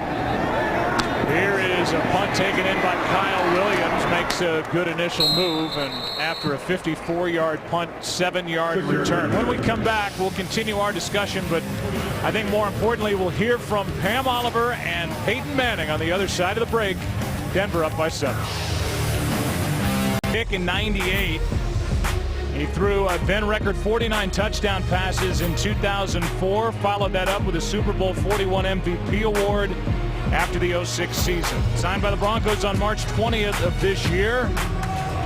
John Elway to his left, our right. He's going to visit with Pam Oliver here in just a moment. The league's only 4-time MVP. He is number 3 in career passing yardage, number 3 all-time in touchdown passes, number 4 in all-time wins on the quarterback list, a list headed by Brett Favre. Here's Kaepernick. Well, Peyton Manning and we actually have one thing in common, and that's Tom Moore. Tom Moore was our offensive coordinator in Pittsburgh. And then he's Peyton's offensive coordinator, and I made a point of asking Tom Moore, excuse me, but where was this offense when I was there? Is that a shot at me? We have Hall of Famers Swanee and Hall of Famer Stallworth and Frank O'Hara. I mean, some guys that could run that offense, but where was that? I think you guys did okay. Yeah, you like winning, we did all right. Yeah, 4 of them. Here's Dixon for a first down and more. So Anthony Dixon, trying to fight his way onto this roster, has got a 26-yard touchdown run, now an 11-yard first down carry. Yeah, I like what he's showing. You know, the offensive line doing a good job, but then he's showing some nice patience on these runs. And we haven't had a chance really to talk much about Colin Kaepernick. And in visiting with the coaches, what they really want, he's a really smart guy. But as we've already seen, we've seen it during the preseason. He had a 70-plus yard run for a touchdown, and then we've seen it here a couple plays ago. But he also gets the ball down the field, a very good deep ball thrower. Play action. Kaepernick avoids the sack, throws and completes. Nice throw on the run as he got it to Conrad Rulin. Good for 16 yards, and Kaepernick showed a lot there. That's a good decision by Kaepernick. Do you spin right? Do you step up? And Troy spun out, got outside, and that's pretty good arm strength right there. Rolling to your left. Not that hard to throw to the left, but it's hard to throw hard going to the left. He did both well. Yeah, I think he showed what he's able to do in terms of throwing the ball. And so many times when a guy can move like he can move, and then you start questioning, okay, well, how good is he at passing? And he's shown that he can throw the football. Here's Dixon again over the left side. And a nice run on first down. I'll tell you, if they get rid of Anthony Dixon, there'll be some teams calling, because he is a big back that came into camp getting some work at fullback. He just picked up 8, second down and 2. I think that's a good point, Joe, because this 49er team especially, but all the teams around the league, they've got a lot of depth. A lot of good players, a lot of superstars offensively and defensively, but they've got a lot of depth. There's going to be some good players that don't make this team, and they're going to get an opportunity to get picked up elsewhere. The guy he's in a battle with in some regard is Rock Cartwright, who gets the ball right here. Good special teamer. And he lost 1.5 yards. Let's go down and check in with a Pam and Peyton show. Pam. Well, Peyton, very crisp and efficient out there for you today. Did you accomplish what you hoped to accomplish? I think we did. Coach McCoy set some goals for us in the amount of time we were going to play. We wanted to establish the run. I think we certainly did that. Willis had some good runs. Line did a good job. And that opened up some nice lanes in the passing game. Had a couple nice touchdowns to Decker. So overall, I thought it was a good start. Still have work to do, but it was a good start. From what I know of you, you like things a certain way. You always have. What kind of control have you had to relinquish as you've gone through this ordeal? Well, I feel like a rookie in many ways, Pam, except unfortunately, I don't think I'm allowed to play like one. It's all very new. It's a huge transition. The more repetitions I get, the more experience we get out there on the field, the more comfortable we feel. But it's still part of an ongoing process. What kind of offense are we looking at as you your weapons? Well, I think the goal is that hopefully we can play any kind of game that we have to play. And you saw in that short amount of time, we used the fullback some, we went no huddle some, we went 4 wide some. So I think the more you can do, the more Coach McCoy wants to use the weapons that he has. We're still, like I said last night, forming that identity, but I thought today was a good start in that direction. You, a rookie? I don't think so. Thank you, Peyton. Joe, back upstairs to you. All right, Pam, one of the best, most thoughtful interviewees you'll find in any sport. Peyton Manning as Kaepernick gets smacked. First guy to hit him was Steven Johnson, a gain of 3. I think that's the part of it you worry about if you're Jim Harbaugh or offensive coordinator Greg Roman, that, you know, with Kaepernick's style when he's on the field, then he's going to be exposed, but he's got to be smart. He was well short of the 3rd down to convert for the 1st down, I should say, and knowing that he's not going to make it, he'll learn to protect himself and get on the ground. Those guys in those other colored jerseys, they hit pretty hard. Akers is hit from 33, now tries from 45. And the former Philadelphia Eagle, big year last year with the 49ers, is good again. He is on a roll. 3 points closer, 4-point game in Denver. Biggest event of the season, Fox Fantasy Football. Easiest league set up, Fox Fantasy Insider info, and it's always free to play. Sign up at foxsports.com/fantasy. We did that last night as a group. Terry, you were dining somewhere, but we got our thing done. That's not true. I don't know where you got that. I actually was doing a little computer work, trying to get some more stuff today. Okay. Troy knows. He called, invited me down. I said, can't do it. 24-20, Denver on top, and they're about to get the ball back. How do you think your draft went, Troy? Good? You happy with it? Like all these teams in the league, I think everybody's optimistic going in. Okay. Right? Just take it one game at a time. Terry, you a big fantasy football guy? No. But we're still promoting it for I can't help that we're promoting it. I'm glad we're promoting it. But that's great. Happy for we prefer honesty. I made the mistake one day saying something about baseball that got me in a lot of trouble. So I don't want to say a whole lot of anything negative here. But you asked me, the answer is no. Okay. Never have played. No. I don't have time. Troy, I have to work. I have a cattle business. I got a plumbing business. That's a tough job. Plumbing business? When did that start? It just started the other day. Here's Ronnie Hillman over the left side and a gain of 7. He was in the last series. We didn't have a chance to hear much about him, but Brock Osweiler, who's been refining his mechanics, keeping his arm up, and doing, Terry, oddly enough, what you said about Peyton Manning, getting his feet more together and standing tall in the pocket. He may be 6'8", but he was so spread out he became short. When you overstride, your shoulders come down, your head comes down, your arm motion release comes down. So even at 6'8", it's important to have proper footwork, and I'm pretty impressed. I said at the top of the show, the way Peyton, all the young quarterbacks, watch Peyton Manning. Phillip Rivers is really good at this too. They keep their feet shoulder width, and they have a short stride, and they're square when they release the football. So therefore, you don't have to worry about sailing on them or going wide or into the ground. They're very balanced with their release, and that's obviously something he's working on. Brock is a 2nd-round pick out of Arizona State, 6'8", 240. Left after his junior year. Threw for over 4,000 yards last season. And he fires a strike for a 1st down. A gain of 8 to Andre Caldwell, another addition to his Denver wide receiver core. You're going to take a look at his throwing motion like you were talking about, Terry, and he has tried to shorten up that stride and not get too elongated. It's hard to be accurate with the football when you've got a long stride. And Joe, you mentioned the arm delivery, and I didn't notice anything. I didn't see him back in college, but he is a tall guy at 6'8", and even though a lot of people talk about being tall as a quarterback, you don't see many guys at that height in this league. The one guy that I can think of is Dan McGuire, and he didn't have much of a career. He got hurt, but Brock Osweiler was a teammate of John Elway's son, Jack Elway, who also played there at Arizona State for a time. And so John Elway probably knows this kid as well as anybody, and I think that explains then why they took him in the 2nd round. A lot of people questioned that pick. 2nd down and 9. Osweiler trying to set up a screen. He does to Hillman.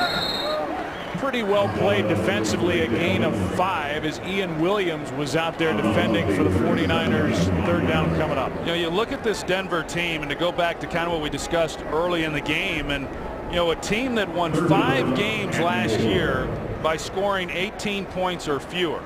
And it realistically should have been a 5, maybe 6 win team. And so, you know, are the expectations, are they appropriate? I think they are. I think this is a much better team. Peyton certainly brings that, but I don't know that they were as good as a lot of people thought last year. Penalty flag flies as Osweiler hops out of bounds with a first down, but that is in the area of a hold. Kenny Rowe had pressure on Osweiler, and that big body didn't go down easily, but a flag is thrown. Holding. Offense number 67. 10-yard penalty. Repeat, third down. You know, Troy, go back to your point. Yeah, you're right. 6 and 10 last year. Realistically, even 5 and 11. And then with Peyton coming in, then you can add maybe 3 more victories to that column, and hopefully you go to 10, you know, 10, maybe 9 and 7. That would be more realistic. And you said it. I think Peyton feels that he's here to get them past 1 win in the playoff. Well, and the Giants showed it last year. I mean, there's been a lot of those teams. The Giants 3 weeks before the playoffs, nobody would have guessed that they would have gone on and win the championship like they were able to. Here is a pass that is incomplete. Well, I tell you what, all you Giant fans that are watching out there, that's my team this year. Yeah?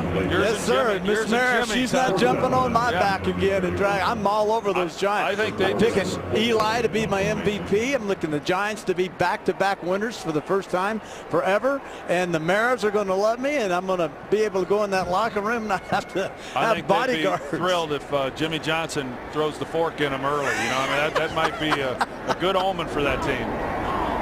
Jimmy, I couldn't believe he did that. Kyle Williams, you've thrown him under the bus twice. Oh. Williams from inside the 20. Takes it out just shy of the 30, so we'll take a break, come back, 10-yard return by number 10. Back to the offensive side of things for the 49ers as they trail by 4. In the third quarter, 4.5 to play in this quarter. 2 head coaches, John Fox in his second year, same for Jim Harbaugh on the other side. Colin Kaepernick back at the controls. He's got Kyle Williams up top. Brock Cartwright in the backfield behind him with Dixon blocking, and that's Kyle Williams. A missed tackle, and Kyle Williams in the open field is dragged down inside the 30. 45 yards from Kaepernick to Williams. Well, a hitch route on the outside, and it looked like it was Drayton Florence who read it. It was. He read the hitch route and thought that he was going to be able to undercut that throw and get the interception, but Kaepernick sees it. He shades the throw to the outside. Therefore, Florence can't make the play on it. Nobody else there. Excellent play. 45 yards to Kyle Williams. Good start to this drive for Kaepernick, who keeps it on play action. Looking for a home run ball. Instead, he hits a single. Dixon makes the catch. A gain of 6. Call ** NFL to download NFL Mobile now and get coverage of every NFL game. 3.5 to go, third quarter here in Denver. The starters are pretty much long gone, but battles for positions among the backups. And Tukuafu, number 92, one of the defensive linemen, is in to block on 2nd and 4 with Dixon behind him. Dixon gets it. And Anthony Dixon fights his way forward for a first down. Last year we saw from San Francisco within their running game them do a lot of different things, kind of unique to the league. They bring in extra offensive linemen. They bring in Justin Smith as we see Dixon down. And where a lot of that came from, and talking with Greg Roman, was some of the things that they did at Stanford in order to try to develop their young players to get them onto the field, and they carried that over here into the professional.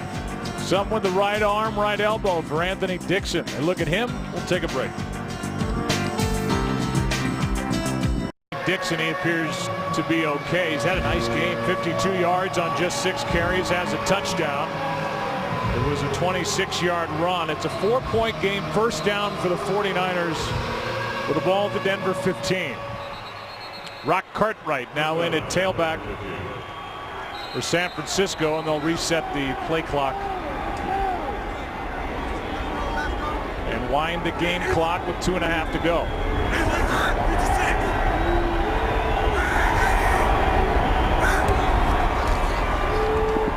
Kaepernick fires a fastball for a strike, and he's got another first down. A.J. Jenkins, the rookie out of Illinois, good for 12. Excellent ball placement there by Kaepernick, because when you're throwing that throw, and sometimes as a quarterback you're blinded as to where the inside pursuit is coming from, and so there's a tendency to try to protect the throw as well as protect the receiver, and he kept the ball down. Jenkins, 6-footer, 192 pounds, 3-time academic All Big Ten, and had 90 catches as a senior. Dixon back in there for San Francisco. He gets it and goes nowhere. Bottled up, and right in the middle of it was Steven Johnson, the backup middle linebacker. Second and goal.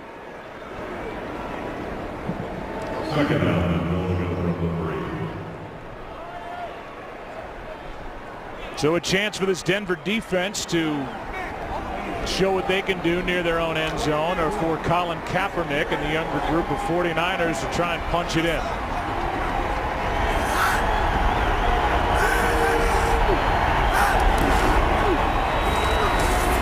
Handoff is to Cartwright, and he gets to the goal line just shy of it, 3rd and goal.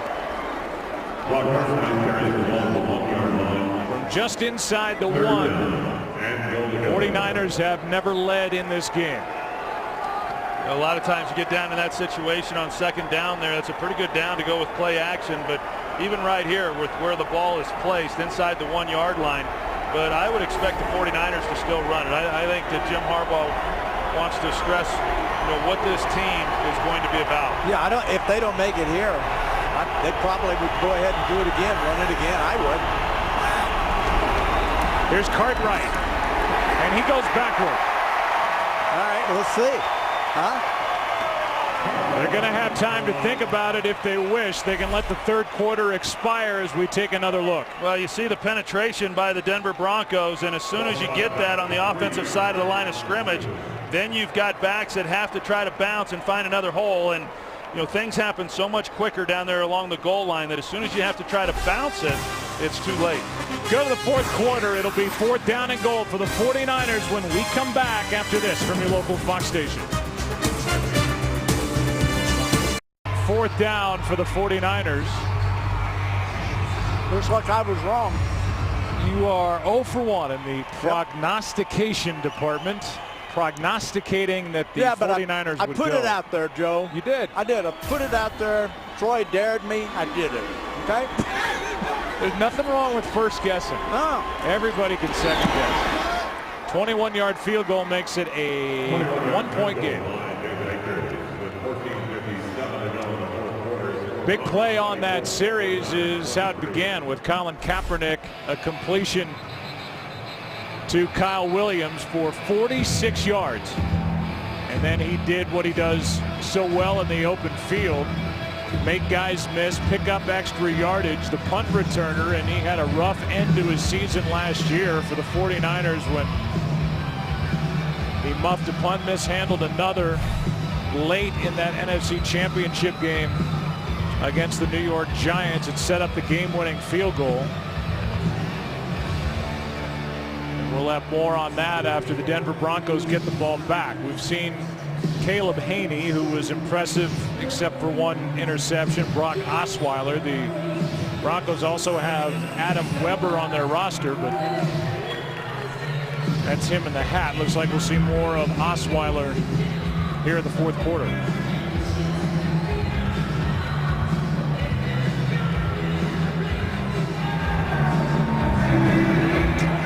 Let's see where this one's going to go. Yep. Out of the back of the end zone.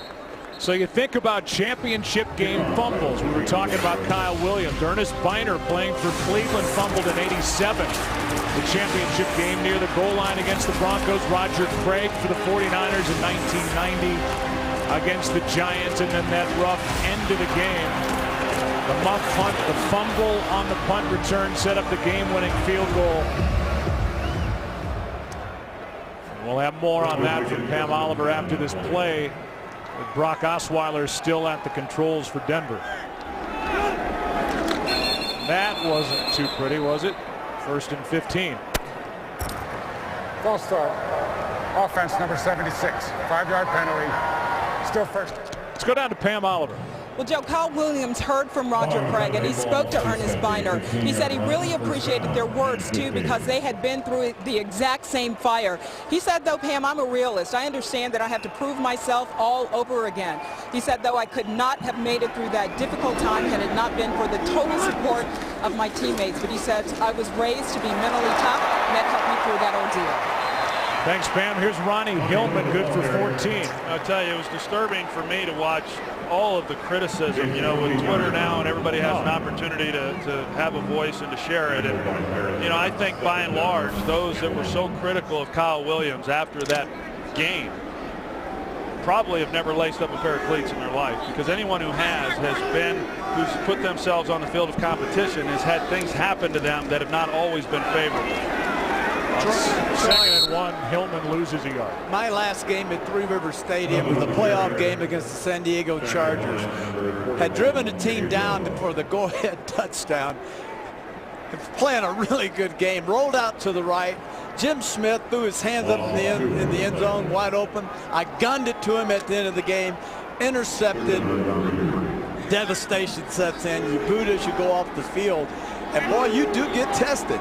I mean, you're like, this is my last pass at this stadium, and it went for an interception. Here's one batted into the air out of the hand of Osweiler. It's 4th down. You know, I think as a quarterback, you know, obviously each week you're kind of put in that position, and I think that's when you really find out what you have at that position. And then when it happens to someone who plays another position, in this case Kyle Williams in the special teams area, and I think he really showed his resolve and what he's about. I don't know that he could have handled it really any better than he has. Now, he is in a fight to make this team, because obviously Ted Ginn Jr. is going to be the return guy, and if you look at then Kyle Williams as a receiver, it really becomes a numbers game as to whether or not he's going to make the squad. Whether it's going to be Moss, Manningham, whether it's going to be Ted Ginn Jr. I mean, as you said, return guys. I think he'll make it. I mean, I do. And the fair catch by Kyle Williams. 49ers have the football. At one point they trailed by 17, down by 1 here in the 4th.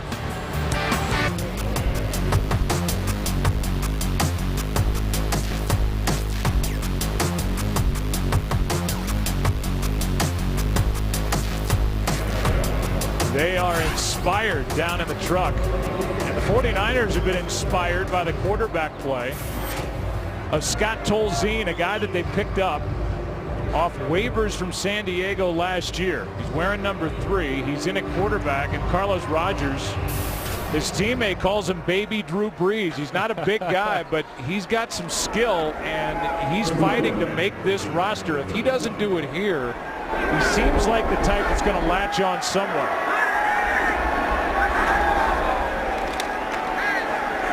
Slings it, and the pass is dropped. Well, he towers over Drew Brees at 6'3", and I think the compliment came from the fact that for a young quarterback, I mean, he really knows where to go with the football. You know, he doesn't get fooled, and that's unusual for a guy that age. And, you know, I know the one thing in talking with Jim Harbaugh, they're going to likely keep 3 quarterbacks. The last thing they want to do is turn one of these guys loose that comes back to bite them years down the road. But this young man, Scott Tolzien, I think he's going to be the guy who ends up making this squad. He's been real impressive. Here's a carry by Cartwright. And Rock Cartwright covers up inside the 40 after that drop by Garrett Selleck. Cartwright carries it up the middle for 29. Yeah, you're going to see the block down here and then the pull, and this is what the San Francisco 49ers do. I mean, they get a hat on a hat, they create a lane, and then he protects the football as he gets through that hole. That's good fundamental football right there in protecting the football as you're going to the ground. Hat on a hat, baby. We are back. From the 36. 22 hats out there. Here is a pass for the rookie Jenkins. You know what? They talk about these quarterbacks. If you have kids, who doesn't have a child that says mine, mine, mine? They don't want to give any of their toys up. Right. None of these. They want to keep every one of them, but you can't. You gotta let, you gotta pick and choose and let one. Certainly not your kids. You don't get rid of your kids, but well, maybe you do. I don't know. Keep one around, but right. You got to let one of these guys, obviously go. Keep 4, I don't think so. Somebody's got to take care of you when you get older. That's right. Wipe that drool off my face. Here is a handoff to Cartwright. He goes down on a knee and got a yard maybe. But third down coming up. But Troy, I like watching Tolzien. I just like watching him walk. This guy walks kind of cool. You know what? Just has a look about him, doesn't he? Just sets up real quick, guns the football really good. Mike Hart's is behind me over my shoulder. And if he goes back head coaching, I guarantee you he'll say he's mine. I want that guy right there. Third down and 9.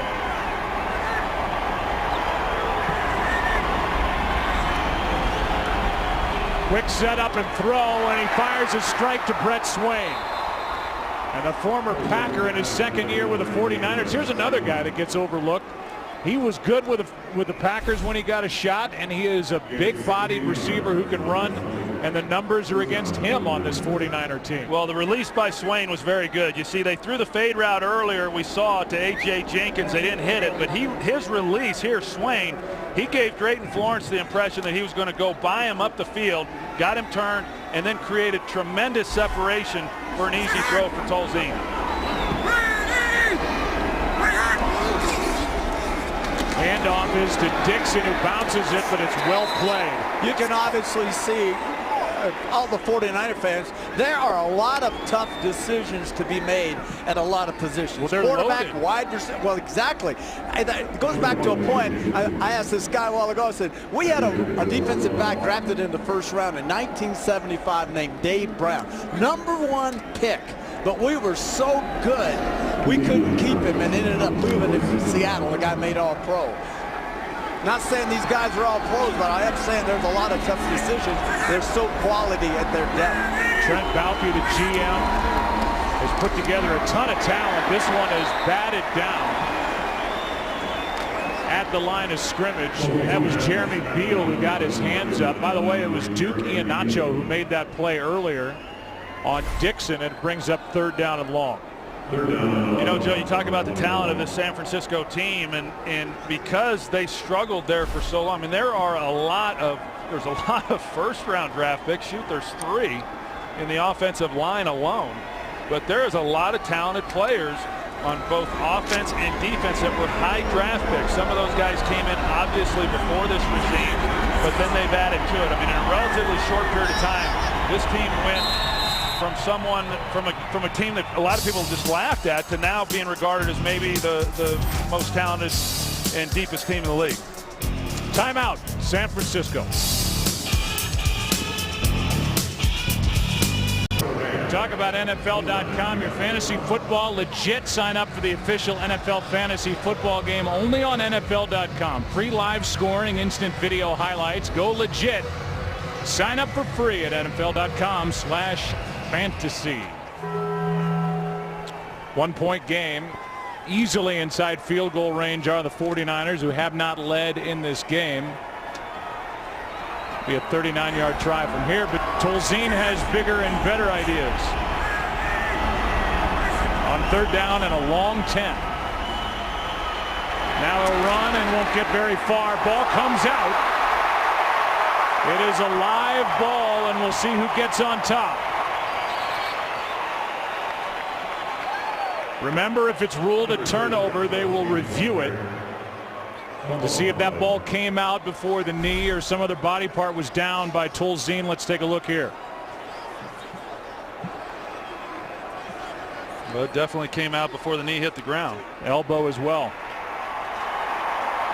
And it stays with San Francisco anyway. It's 4th down, and we'll have a field goal try for the lead by Akers. You know, Tolzien was trying to throw the slant route to his front side, but they ran a flat route with the inside receiver and the defender that was going over to cover. They collided, and so that's why Tolzien just had nowhere to go with the ball.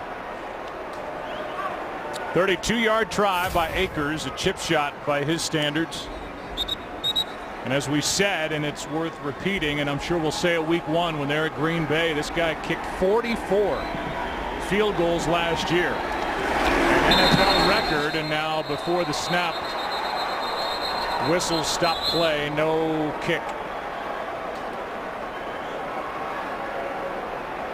And it could be a challenge. The red flag is out there, and a challenge evidently by Denver to see if the 49ers did indeed get back on top of the football. It's got to be clear in order to be overturned. Well, Troy, you saw the replay. I think our viewers said, you're looking at it right here. Elbow's not down, ball is out. Based on what you just saw, wouldn't you say that's a... Yeah. Well, first of all, we've got Mike Pereira in the booth, who is reminding us that that is not reviewable. Mike is with us. Go ahead, Mike. Joe, if they ruled fumble on the field and a recovery by San Francisco, you cannot review who recovered it. The only thing you could challenge was if he was down, which he was not. But who recovers in the field of play is not reviewable. The only time it is if it's in the end zone and involves a scoring play. Okay, so here's what Harbaugh is saying. If you throw the challenge flag in a non-reviewable play, he's saying, isn't that a penalty? This is a stretch because he might think this was reviewable. This isn't one that, you know, you're not prohibited from challenging. So it wasn't a turnover that was ruled.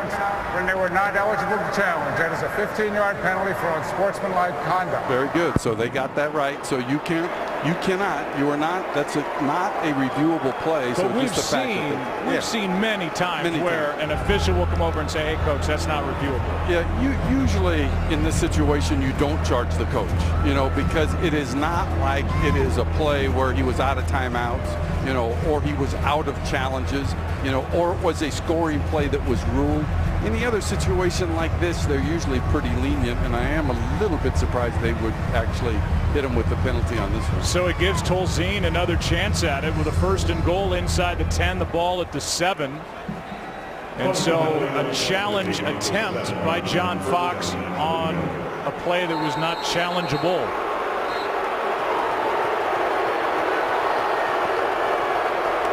And now the crowd is realizing what just took place, and the 49ers get another crack at it with 1st and goal.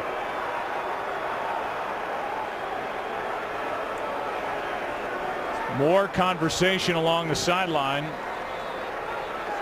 with our referee today, Bruce Hermanson. And Mike, you got more? You know, really what you have here, Joe, is you have a representative from the league down on the sideline. His name is Kevin Mack. He's communicating with the observer, the league observer upstairs. So I'm sure that what they're doing now is deciding what they might do with the penalty or where they're going to spot the ball. But that's what's creating this delay. It looks like they're going to take the ball back a few yards. So this is the communication come from upstairs, actually. So you've got they basically have, Mike, correct me if I'm wrong, they basically have a safety net of sorts when they go to the sideline. Is that fair? That is correct. That's exactly what they have. Because they have replay officials who are replay officials. And they're the regular guys, but then they also have an ex-official or a supervisor on the sideline that will work with the officials on the field if there is a misinterpretation of the rule or a misspotting of the ball or something that maybe shouldn't be reviewable that does get so challenged. Obviously John Fox does not realize that that's not a reviewable play. So even the head coaches in this league don't know all the rules. That's how complicated this is, right? Well, I mean, the rules are very complicated, and really replay's relatively new when you look at the game of football. I mean, and in certain situations like this, we even get lost in saying, well, was there a clear recovery, you know, and that's probably what Foxy was thinking. Was there a clear recovery? And it looked like there might have been, but the fact is it's not reviewable. Well, now they're not going to call the penalty, and we're back to 4th down. Well, what you did, Joe, what you had here is they ruled that the 49ers had recovered the ball in advance to the line of game. And so there they had to look at what was the down situation. Was it 4th down? Does it come back to the spot? And with all this input, everybody gets confused, quite frankly.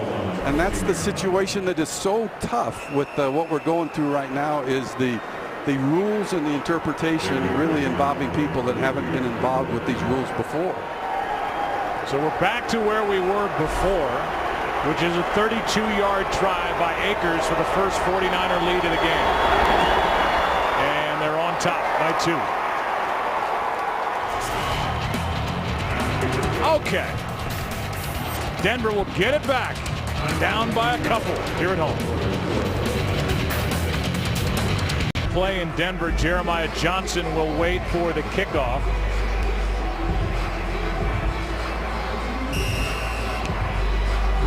There have been 11 kickoffs. 10 have been touchbacks. The only one that wasn't was the failed onside kick try, and that'll be an offside on the kickoff. They threw a flag. Jim Harbaugh has been working these officials all day. I mean, from the beginning. And Troy is not, I mean, he's an intimidating guy, and he's been in their face since the beginning. Well, he's an aggressive coach, there's no question. And I think it's like this each week, you know, and I applaud him for him. I really do like Jim's style, and I think that the players really feed off of that. And what I noticed during the time that I was playing, when you get into a preseason game, you got a lot of young players that are out there on the field. You oftentimes don't see the head coach coaching the way that Jim Harbaugh has been throughout this game. He was even doing this going back to the earlier preseason games in week 1 and week 2, and it's just the way he is. I mean, he is into it from the first snap until the end of the game, and I think it's been great to see. And it's not surprising to me to see why he's been so successful at each stop that he's had as a head coach. Well, it was an offside on the kickoff team, so they're going to move it back and have him re-kick. They could have tacked it onto the end. But as it is, Giorgio Tavecchio, who is out there kicking off. He's still shaking his head. You're not going to believe this, but I did a TV movie with Jim Harbaugh. Oh, yeah? Yeah. Was that Cannonball Run? No, TV movie. They didn't move the ball back yet. And, you did a he TV wasn't anything movie. like this. What was the TV movie? It was a Briscoe County Jr., The Adventures of Briscoe County Jr., and he was one of my posse. And he was good, very good. Huh. Yeah. How were you? I was, like always, terrible.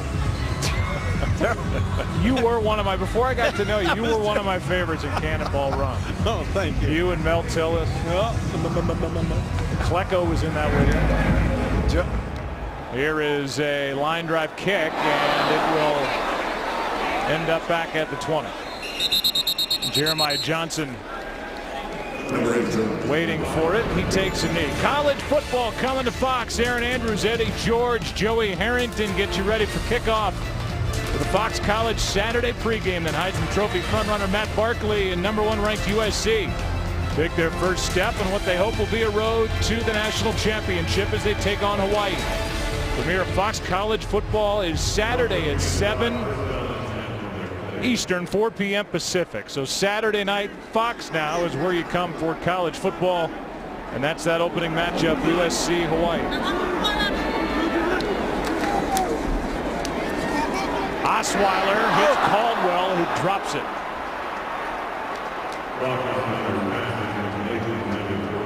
And they call him Bubba. Andre Caldwell just put one on the ground, and there are the Denver quarterbacks today. great day for Peyton Manning, his best of the 3 starts he's made, and finally got his team into the end zone. Yeah, and I hate to say it, but one of these guys, whether it's Caleb Haney, which is likely who it will be, or Brock Osweiler, I mean, they've got to be ready. Obviously Peyton didn't play last year, but he's been an Iron Man, but who knows what might happen this year. Hand off to Ronnie Hillman, good for 4, and we go down to the field and Pam Oliver. All right, Joe, here with Champ Bailey. And Champ, we were just talking, you haven't changed a bit. You look the exact same, but my question for you is just how do you deal with the grind of football and stay passionate about the game all these years later? I mean, I love what I do. I'm fortunate enough to be able to play this long, and I'm going to take advantage of it. I know a lot of guys, wish they were still in this thing, and, I'm trying to cherish it as much as possible. How much? And you've got this enthusiasm, this new energy, this new quarterback, and things are a little different around your job, I'm sure. Yeah, it is. It's a little sense of urgency, and I think we've been lacking that the past couple of years. We did some good things last year, but, it's not satisfiable unless you win the big one, and that's what we're in it for, and, that's what we're working for right now. Well, we'll be watching. Oh, yeah. Back to you, Joe. All right, Pam, thanks. That was Virgil Green with a first down catch. I know what caught your attention. That was a sense of urgency with Peyton Manning now at quarterback. Well, but no, I was going to follow up on Champ that, it's hard to believe it's his 14th year. He's 50 career interceptions, and I'm not proud to say, but knowing he'll go into the Hall of Fame one day, I guess I am. Terry was a pretty good player, but his first career interception was in his first ball game against me. Oh, wow. When he was with the Washington Redskins, and he's been intercepting a lot of guys ever since. Well, if I'd have played against him, I would have given him a couple. Do you know how many interceptions you threw in your career? I don't. I do. It wasn't important. I threw two. It is now. I threw 210, Joe. Second down and 11. The pass is caught. I know you don't Anthony care. Miller, good for 3. You threw 200. 210. 210. And if I hadn't had 2 touchdowns against the Jets my last game, I'd have had the same amount of interceptions as touchdown passes. But you ended up on the positive. Yeah.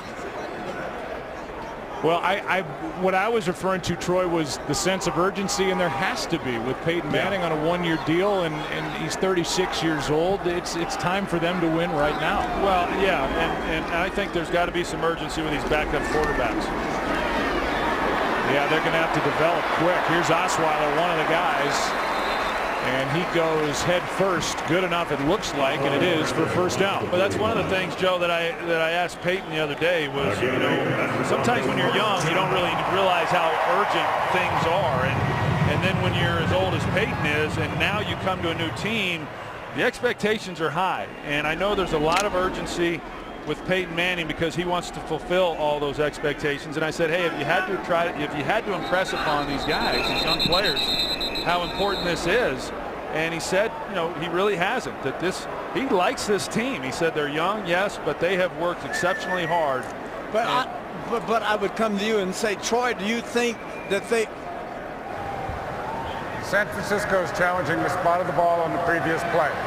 Do you think they are one great quarterback away? So many teams think if I can just get one great quarterback. Minnesota, if we can get Brett Favre, and by golly, it almost worked out. Maybe it works out here. I'm not so sure. I'm looking at these backups hoping who's going to step up. We'll go into a review during the break. Call when we come back. Challenge the spot on the dive forward by Osweiler. Looked like, if it's a regular season, it looks like the proper challenge that Osweiler was indeed short of, as they say, the line to gain first down yardage, and we'll get the call here. Mr. Hermanson has been busy.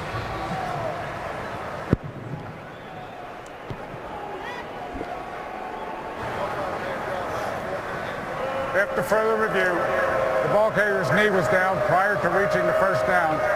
It'll be fourth down at the 45.5-yard line. So they're going to take the first down away. It will be fourth down.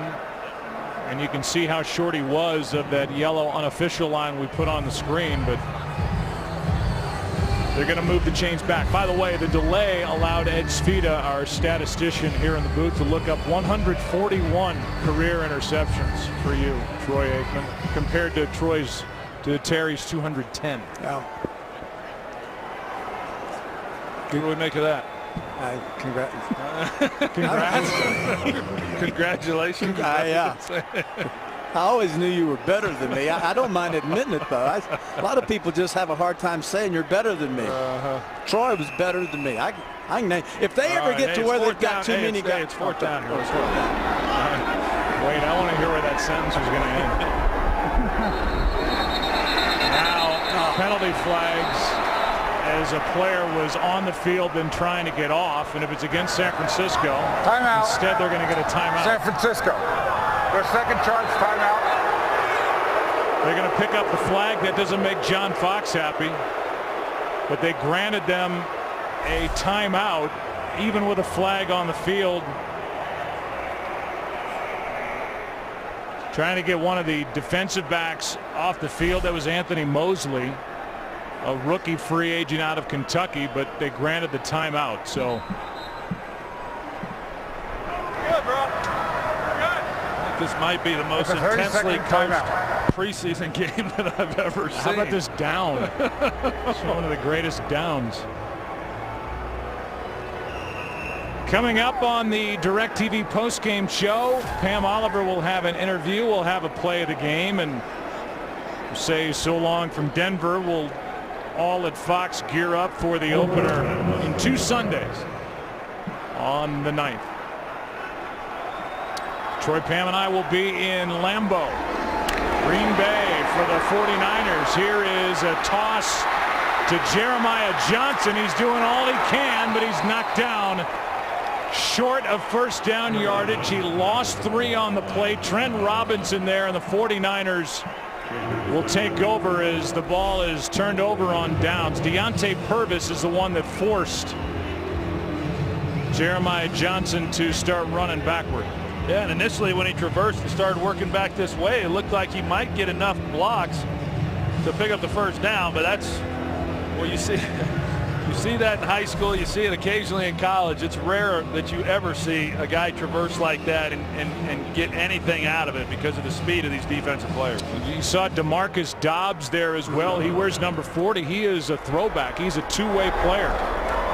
Play along the defensive line, and he's trying to make it as a backup tight end. Little extra block is thrown by Tukuafu as Dixon carries it, picks up 2.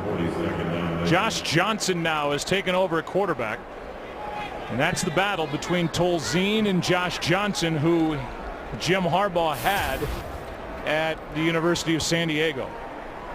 You know, you look at Jim's path and where he's been as a head coach. He's had good quarterback play. You know, we all know, of course, of Andrew Luck, but Josh Johnson there at San Diego University, he had a lot of success there. And then, of course, what Jim was able to do with Alex Smith last season. Johnson floats it, has a man, but incomplete for Garrett Selleck, who got in behind the defense, and Josh Johnson put a little too much air under it. Yeah, he just didn't lay it. You know, he drove it a little bit harder than he needed to, and when you get a guy that open, that's a frustrating one for Josh Johnson.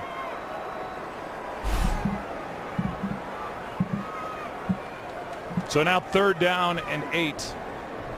With 5:46 left in this game, and one of the backup safeties, Raphael Bush, who was on coverage on Selleck, comes away limping, and he'll get attention on the sideline. 3rd down.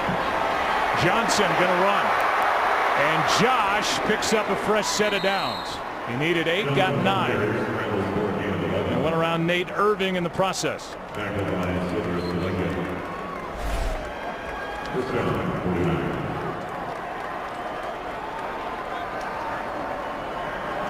You guys checked out or what? You letting it breathe again over there? Here are the quarterbacks for San Francisco. You know, I thought you were asleep. No, were your eyes closed? I haven't been in a booth and done a game, and I don't want to step on people. And you know, I think you've done a yeoman work. I'm sitting here thinking, how serious should I take this seriously? Here's Dixon over the right side, and he gets 3. I do want to say a shout out, if I can, to Jimmy Johnson down in his home, and I hope that he's okay with the hurricane bopping through there. Yeah. He has got sons. Brent, I think's there with him. Brad there. So, Jimmy, how you doing? I don't think any of those guys are doing games this year. Howie's on his yacht somewhere, and Michael got that job with what? Yeah. Live with Kelly Ripa? Yeah. So now he'll probably leave us. He's going to be making millions, and we're going to be all alone over there. Miss those guys. Me, I'm just here. You're just here. Just here. Here's Dixon brought down in the backfield. That was Malik Jackson. The ball comes out. They're saying Dixon was down, and so the play is dead back at the 32. Let's take another look. Dixon lost it. Nice play is made there on the tackle, wrapping up Malik Jackson, and definitely still had control with that elbow hit down. Yeah, he was clearly down, but that was a nice play there by Malik Jackson, and he's an interesting guy. He was a 5th-round pick out of Tennessee, and he played some defensive end for 2 years at USC before going to Tennessee, when he then played defensive tackle. So he's a nice player to have that can have the versatility to play inside or outside, just wherever they need him. Cartwright in the backfield. He gets it on a toss, running right, gets a block, and a nice tackle wrapping up to avoid a first down carry by David Bruton. A gain of 6, and there was a lot of room if he got past Bruton. Yeah, that was a good tackle, good open field tackle right there, and that's what those guys have to do. I mean, when you're the last line of defense, and that's not always easy one-on-one against a good back. And David Bruton, who's been primarily a special teams player, but got the starts last year in the postseason games, and he'll be expected to not only contribute in special teams again, but also provide the depth at the safety position. Timeout taken by Denver. They want to see their offense get the ball back with a little more time on the clock. And we look ahead to week 1 and 2 Sundays in a great slate of games. Redskins and Saints, Eagles, Browns, Falcons, Chiefs, Rams at the Lions. The Lions expected to do great things, a playoff team a year ago. 49ers at Packers is America's game of the week. Also late, the Seahawks at the Cardinals, the Panthers at the Bucks in a battle in the NFC South. Well, I hope RG3's first game in the NFL goes better than mine did there at the Superdome. That's where I opened up to. Bad? You had a bad game? Yeah. I think we all had a bad first game. It's easy to think that preseason, is easy, and it's a whole different game when you get into the opener. But you know what happened after that? Okay, you have your first game for the Dallas Cowboys. You have your first game at some point for the Pittsburgh Steelers. You become megastars in the NFL. All of a sudden, people come to you with different opportunities. And at some point, both of you said, you know what seems like a good idea to me? To sing. And so here, and this isn't, hey, Troy, don't give me that look. This is from the truck. First Troy Aikman, then Terry Bradshaw. Enjoy. Oh. Driving down 66, this old pickup truck and me. I'm so lonesome I could cry. You still think of Oklahoma nights. How about that? That was actually pretty good. Hey, at least I knew I wasn't any good. I mean, the way you were crooning, you looked like you were going to make a career out of it. Hey, I was. If my football career had stayed on the same path it was on, yeah, I was looking. Your eyes, I mean, you were selling it. Oh, yeah. Well, you sing a Hank Williams song, you gotta sell it. Mine was, someone wrote that song for me, I don't know. Where they are, I mean, that had to be a friend, right? Not anybody was serious, right? I thought it was a friend before I cut the dang thing. All I know is that was shown in our meeting last night. And Troy said, if that thing makes air, somebody's not coming out of the truck without I know Troy a little more every year, and I know that he probably doesn't appreciate that. Yeah. I don't care. It's going to be a long year. Yeah, I appreciate your talents. You kidding me? You were good. It was good. Adam Weber, number 2, is in at quarterback for Denver, and he is 1 for 1. as he finds Bubba Caldwell for 7 yards. Where's your music, big guy? No, but I know you're proud of your daughter. Yeah, Rachel. Who is a country western singer. Signed with Atlantic, got her first CD album, whatever you call it, coming out in fall. So yeah, real happy. Both my kids. The other one's a horseman. So. 2nd and 3, and how about that? That's pretty cool. That's Jason Hill, but a flag is down. I mean, Adam Weber did that left-handed and chucked it about 10 yards through the air to Hill. 20-yard gain, but a flag is down. Look at this. A little wishbone action right there. That's impressive to be able to do that left-handed. But a flag back near the line of scrimmage. Holding, offense number 75. 10-yard penalty, still 2nd down. They get Chris Clark guilty of a hold. He's up at left tackle. Yeah, kind of hard to tell based on that, but the official had a good spot on it. But you can see Chris Clark, he didn't agree with it. From our angle anyway, it looked like a pretty good block from my perspective. So 2nd down and 13, 2.5 to go. And Adam Weber is trying to make people remember he's with the Denver Broncos. Number 4 on the depth chart behind Osweiler, their 2nd-round pick, and Caleb Haney. He throws and Hill drops it right in his hands, and he started to turn and go before he made the catch. Nice release. This kid has a nice release. Sets up quick, snaps it out there. Nice job. Real impressed with this young man.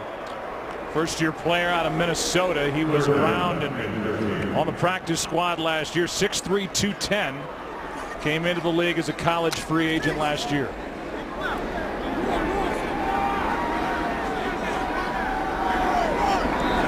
Third down and 13.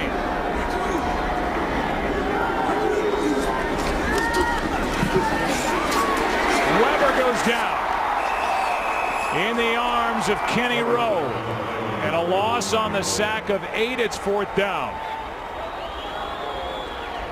You get to this point in the game and you got a lot of young offensive linemen in there and haven't worked together all that much, and then you've got this defense that is cranked up and they're throwing the ball and coming after him, so not much of a chance there for Adam Weber.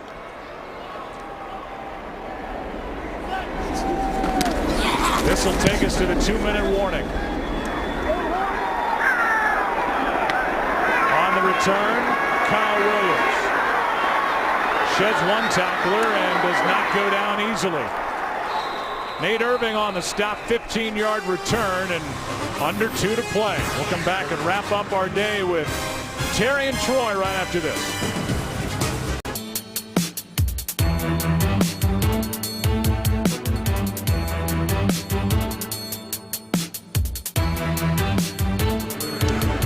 Along with statistician Ed Svita and our spotter Dave Schwalbe, who is going through names and numbers feverishly to my left. Steve Horn, our editorial consultant. Rich Russo, our director.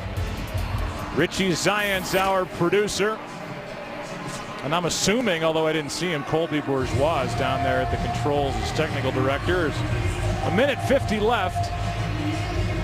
And I'll ask you guys what we've seen here today. One thing I know we've seen was a good start by him, Peyton Manning, and the Broncos have to be thrilled with what they got out of number 18 today. Yeah, as far as the 3rd preseason game and what the Broncos were wanting to accomplish, and to have Peyton Manning come out here and just look sharp doing it and be crisp, and they were able to do it. They moved the ball. They came away with touchdowns. He looked very good. Obviously, as I said, 10 of 12 over 120 yards, couple touchdowns. Eric Decker like him. They got to feel good about it. I think defensively as well. The 49ers had just over 80 yards of offense during that first half, so Jack Del Rio's unit ought to feel good too. Yeah. And then, Terry, we've kind of touched on it as Anthony Dixon gets it. This is, and when I put this board thing together that we do for the games and a timeout is taken, this is a San Francisco roster. Loaded. That is loaded. And we saw a lot of good things from the 2nd and 3rd string guys. This would be my pick. Everybody wants a pick to make that next step if they get production out of those guys on the outside. I agree. And what's also going to happen as they go back and look at this tape, and start having to cut down their roster. There are a lot of teams out there like vultures. They're waiting for these guys to hit out there on the market, and they'll be, they'll take them right in. But yeah, they're a loaded football team. One of the things I'm real interested in seeing what happens as the season progresses for the defense, especially of the 49ers. They're going to go up against Brady, Eli Manning, Drew Brees, Stafford up in Detroit, and Aaron Rodgers in Green Bay. They're going up against 5 great quarterbacks in this league, and they'll be slowly tested this year. They'll get Aaron Rodgers in Green Bay right out of the gate. I think when you look at the league, first of all, there are some teams that when those teams are good, the league's better. I think San Francisco is certainly one of those teams. I think Denver is one of those teams. But the thing that you have to remind yourself of is there's half a dozen teams every year that didn't make the playoffs that will make it this year. And every year it's hard to try to determine who those teams are because we're constantly kind of evaluating them based on what happened last season. That's why when you say, hey, who are the surprise teams? Is it Tampa? Is it Seattle? Is it Carolina? I mean, who are those 5 or 6 teams this year going to be that didn't make the playoffs last year? I think the Eagles are one of them. I'm just about to say, we forget that the Eagles are a pretty solid football team. Michael Vick always makes them, a team that have to be dealt with. I think your Tampa Bay Bucks. That's a team that was down last year. I expect them to be back. Carolina with Cam Newton. If you don't think they're going to be competitive in that division, that NFC South is tough. Denver using timeouts. I think they want to see more of Adam Weber, and they'll get a chance. As on 3rd and 6, Brock Cartwright is wrapped up by Malik Jackson, a loss of 1. Steven Johnson as well, so the Broncos will get it back. You know what I would ask Troy? Really, the better question is, what are the teams that you absolutely don't think have a shot? Are there? Would you say? I don't like the way you phrase that question. It's a good one, isn't it? But I like the Chargers. They were a team that didn't make it last year. I think they're a team that could certainly get in. The Cowboys are one. The Eagles are one. Buffalo. Huh? Minnesota. Buffalo came out of the gates last year playing really good football, and they got Mario Williams and Dave Wanstead, now their defensive coordinator. They were not very good defensively last year, but timeout. Yeah, San Francisco. St. Louis, a bad football team, but they're going to be better with Fisher. They're going to struggle, but they're headed, I think, in the right direction. Just look with Foxy came over here to Denver. This team got off and got back on the right path to winning.